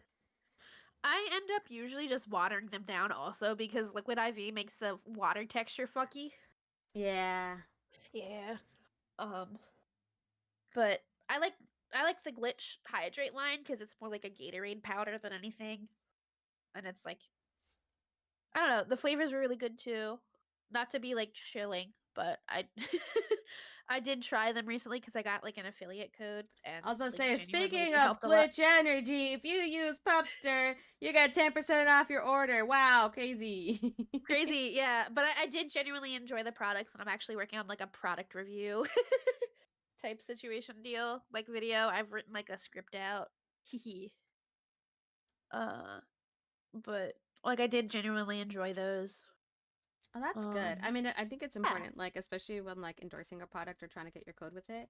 Um, Thank you. It's something that you try, and that you like it. Yeah. That's how I felt Uh, about like the coffee thing, because I'm a big coffee drinker, but I have anxiety. right. So if I drink too much coffee or like too high caffeine concentrated, it's just I'm jittering literally, and I'm anxious for hours on Yeah. end. So when they reached out, I was like, yeah, I have to try it first. Like I can't just say yeah, I'm down for this. So they Right. sent me a bottle, and I can control how much concentrate goes in it, so I'm able to control the caffeine amount, and Right. I can like control the perfect amount for myself, and it's been so nice. It's been so nice to be able to enjoy coffee without the jittering. Yeah. Uh, I think it's funny that like caffeine and like ADHD has like such a significant like interaction, but like also a lot of people with ADHD have anxiety and then can't drink caffeine or have a lot of caffeine. Yeah, I can drink one Red Bull if I need it to help me with Really? my ADHD. That'll be fine. I'll stay up though because of my anxiety.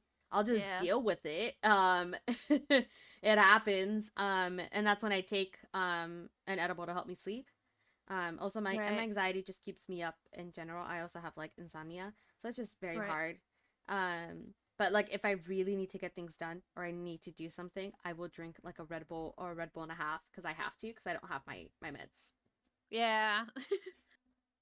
I've had 1.5 Monster Energies today. I need to slow the hell down because like if I drink anything past like 6 p.m. and it's like 5 p.m. for me right now, if I drink anything past like 6 p.m. with like a bunch of caffeine in it, I will not sleep.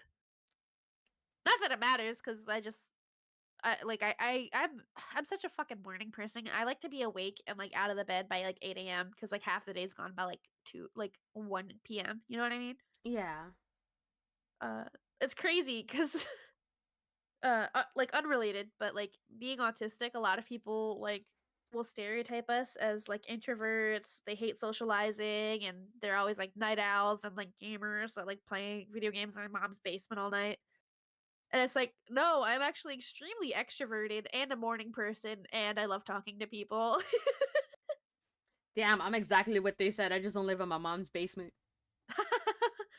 Yeah, but like I don't know. It's crazy to me that people also don't they'll see like one side of like the spectrum and be like, "Oh, this is what an autistic person is like." But then not realize that the reason but they don't realize that the reason that like causes that can be like the same reason that causes the exact opposite thing. Yeah, valid. Yeah. I just caught an ad break. Yeah. We'll just hang out. Okay. Were there any other questions in the telenym? No, I didn't get any more. Okay, okay. Yeah. I was gonna do like Yeah. one final check and then a little wrap up. Okay. Yeah. Sounds Gucci to me. I gotta pee again. Go pee, go pee, I you have can time. I can wait. I can wait. I've drank half of this bottle, so I'm probably not smart. Oh, I said that it has a question. Do you love me? Of course I love you, I. Shut up.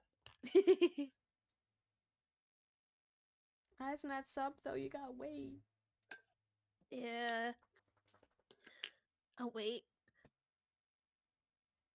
No, I just said that they love me too. Or it loves me too. Oh, Where's the what? piss redeem?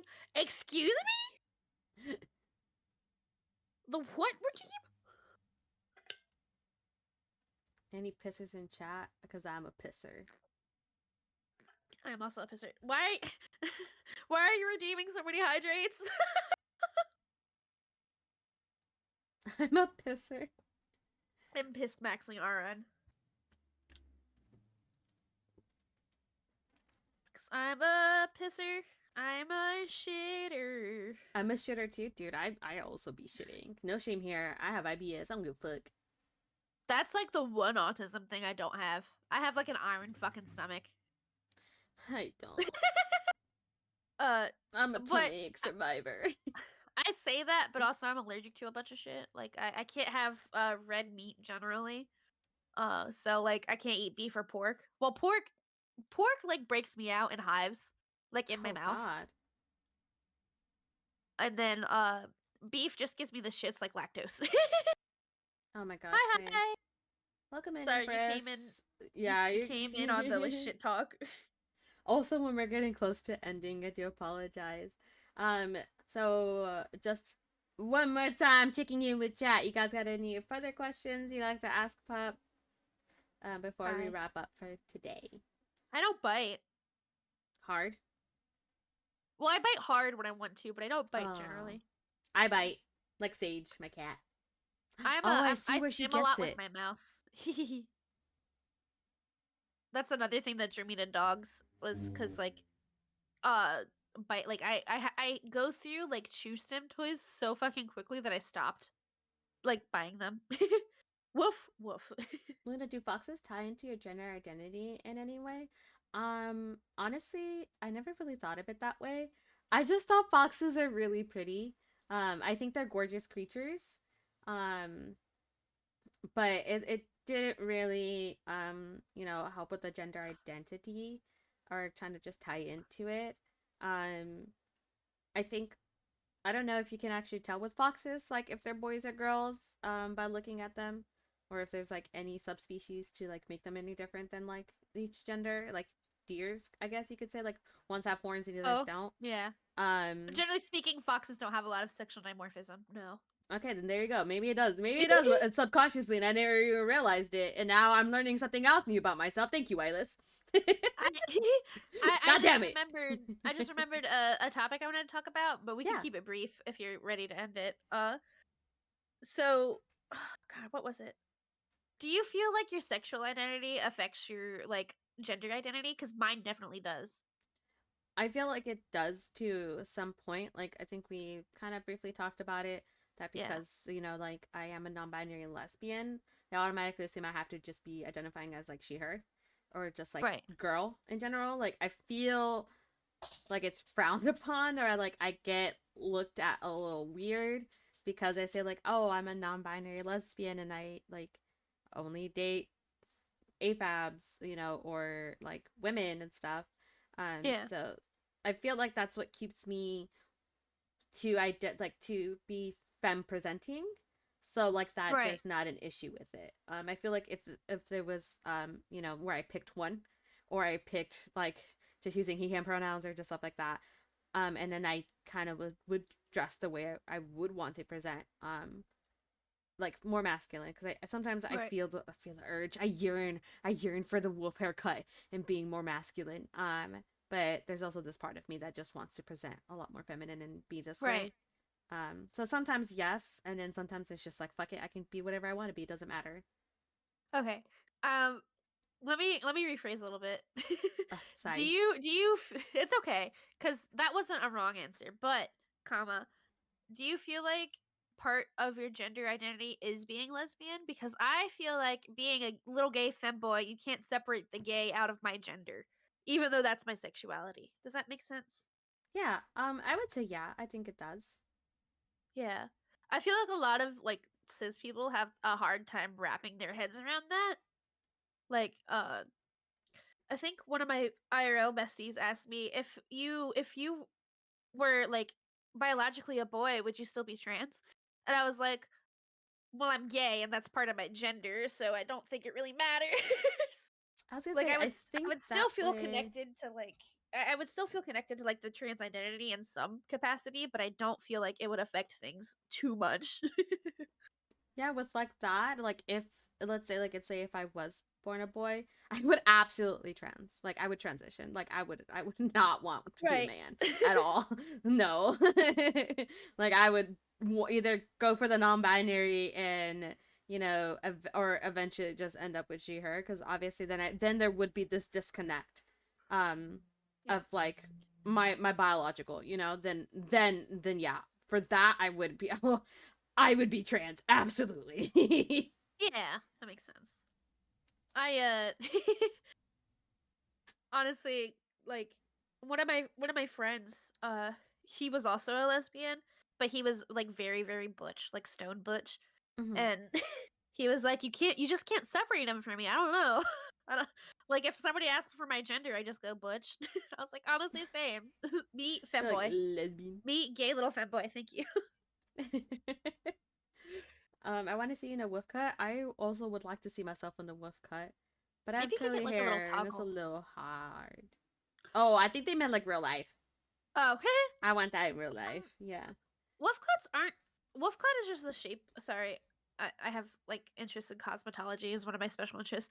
Wolf cuts are actually just like a long mullet, and like in most cases, having like a certain type of hair should not affect like how how like the cut eventually looks. You know what I mean? So like you could have very curly hair and still have a wolf cut. Would you like to tell that to the people I try to get have them to cut my hair? Because I've been Yes, turned down of by course. like 4 stylists. Really? Yeah, because they said that having like curly hair in the cut, it just wouldn't suit my face, and that it's not worth me cutting. And I'm like, that's nice, just cut it. Like That I'm not asking sounds for your like opinion. Just find a yeah, gay that stylist. Yeah, I've been looking for someone that's like gay friendly that can cut my hair, because obviously like they'll give you whatever the fuck you want. That'll make you feel good. Um, so so we'll see. what they probably meant was like it wouldn't frame your face to make you look more feminine, which is crazy. And it's like Cuz I didn't ask for that. I said just give me the haircut. yeah, when I was littler, before I was out as like trans mask, I would be like, "Hey, I want like a boy's haircut," and they'd be like, "Okay," and then they'd give me like the pixie And you're like, that's not the, what I want. I the want the pixie tape cut fade. like I fem. want the Yeah. liner. I want. Yeah. Well, I cut my own hair for the most part, except for my sister, who is like a certified cosmetologist and taught cosmetology. I'll let her like. Usually, I grow my hair. Usually like I'll chop my hair off, go through the phase of growing it out, whatever, and then I start like it gets cut into a mohawk like shape, just like a strip down the back, and then that'll grow out, and then it'll Hmm. turn into a mohawk mullet. And I also have really curly, not really curly. I'm like at the edge of like wavy and curly hair, and that'll turn into a mullet, and then I start growing out like the sides of like just right next to my ears. I'll grow those out. Cutest haircut ever, and then I chop it all off again. But yeah, you like it's just crazy to me that people are like, "Oh, this won't suit your face shape." I'm like, Yeah, okay, I didn't ask for that though. yeah. Just do what I want. The crazy thing is like there what's flattering is not always like what suits certain features more. I don't know. For me, I feel like I'm gonna like my hairstyle doesn't matter, which is why I'm like so casual about like chopping it off all the time. Like I've been bald like 5 times at this point. I've been bald once and I loved it. I loved having Right? my hair so short. Like it's not a like if you feel like a bad bitch, you're going to be a bad bitch regardless of what True. hairstyle you have or regardless of like if you have makeup on or not. Like if you're just confident in yourself, you can rock anything. You know what I mean? Yeah. Lulu and the lower tape fade. Kuma, no. Yes, the pixie cut. All the boys in the playground would rock that one. I also think that it might be cute to have a wolf cut Luna model, but keep the braids. That's just all the little bitches I simp over at this Hell point. yeah. That's literally all the little bitches I simp over. Please stop, because you know I'm. Oh, I love those wolf cut bitches so much. Right? Oh my god. I have a type. I also have a type, it's okay. I love the little bitches. The little wolf cut bitches. They're all mine. With the little circle glasses too. The little circle sunglasses. Ugh. I lose my Yeah. shit for those bitches. All right. I'm my stomach is starting to grumble, and I think Okay. I'm going to take advantage of the fact that I'm actually hungry this time and Yay. eat. Hell yeah. But thank you so much, Pupster, for coming again. I'm so Oh sorry shit. about last week. It's But okay. I hope that this was a good experience for you. Oh my And god, of maybe we course. can do a part two and talk about all other things that we didn't get to really talk about. Hell yeah. Because we're about to hit 3 hours and a half. So I feel like there's a It's lot more that we could definitely dive more into. And I think yeah. that would be fun to kind of go over. But is there anything lastly that you would like to even promote or give a shout out to some friends that are doing anything exciting that you want to draw some attention to, or maybe something that you're doing something and you would like to also promote? Um Hi, I'm Pupster. Please follow and commission me if you want, if you like what I do. Uh I currently okay, not to be a Debbie Downer, but currently I am I am kind of like struggling a little bit because recently my first floor of the home I'm staying in flooded, and there's been an issue with mold, like a lot of mold. Oh It's in the no. vents and stuff, and I am I'm very asthmatic. I don't know if you can hear how stuffy I am and how like I've used my inhaler like a couple times just sitting here. So I'm Yeah. trying to move out, but in order to move out, I have to have my last month's of rent, which I'm like halfway to like reaching with just commissions for this place, but I Phoebe, thank you also so much need for the a sub. deposit and I just need what's it called? I need like first month's deposit and then first month's rent, which is going to be around 700 each. So I need $1,400 on top of like $600. So approximately $2,000 before the end of April. So if you have the means, I would love a commission. If not, cool. Follow me, check me out, promote my stuff. Or don't if you hate my ugly face, whatever. You're But not ugly. but if you could, love y'all. If not, it's okay. Um but I think also, you already got a customer with Kibby. Kibby wants panels already. oh, cute! Yeah, I love that. Also, to be completely transparent, the panels are just unshaded and very fast because I don't like shading my art for myself. Yeah, Phoebe says, Bessie, I just got here. The fuck you mean ugly face? I died for you. Exactly. Thank you. OMG, thank you. But thank you so much again, Pup. Yeah, no problem. I Thanks for appreciate having you me. taking the time, and yeah, it was really Of nice course. learning new things about myself through you. Um yeah. So I hope you have a great rest of your day. Thank Um you. do a couple laps with that energy with your inhaler. Hell yeah. I um hope you get some yummy food, and thank you so much for Thank having you. me here. I Yeah. loved talking to you. I'm a yapper. I love talking to people in general. I no, honestly, it was my pleasure. Like you're amazing, and I really Thank you. really enjoyed our time together. Thank you so much. I appreciate it. I enjoyed our time together too. And I hope we have like more opportunities to sit down and talk like this or just like Yeah. hang out, honestly. You seem Yeah, really sweet and cool. absolutely. Oh, thank you. Hell yeah. Yeah, you too. Yeah. Maybe we'll do this a little after hopefully like after April and all your move and stuff. I would hate to kind of take you away from all of Yeah. that. It's going to be a very stressful time coming up soon. Yeah, I mean, So I'm the regardless, least of your worries. yeah, regardless I have to like stream and stuff to make money and like do art, but Yeah. thank you so much again. I Yeah, of appreciate it. course. Thank you too. Okay. Bye-bye. Bye.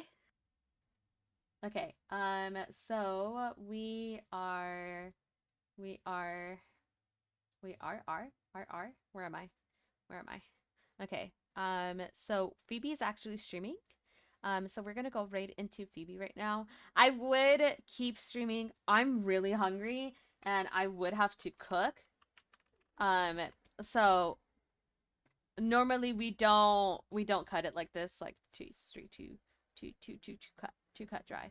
Um, but my stomach has been like growling for a couple minutes. Okay, Subway's not working. Just spam right emotes. I don't know.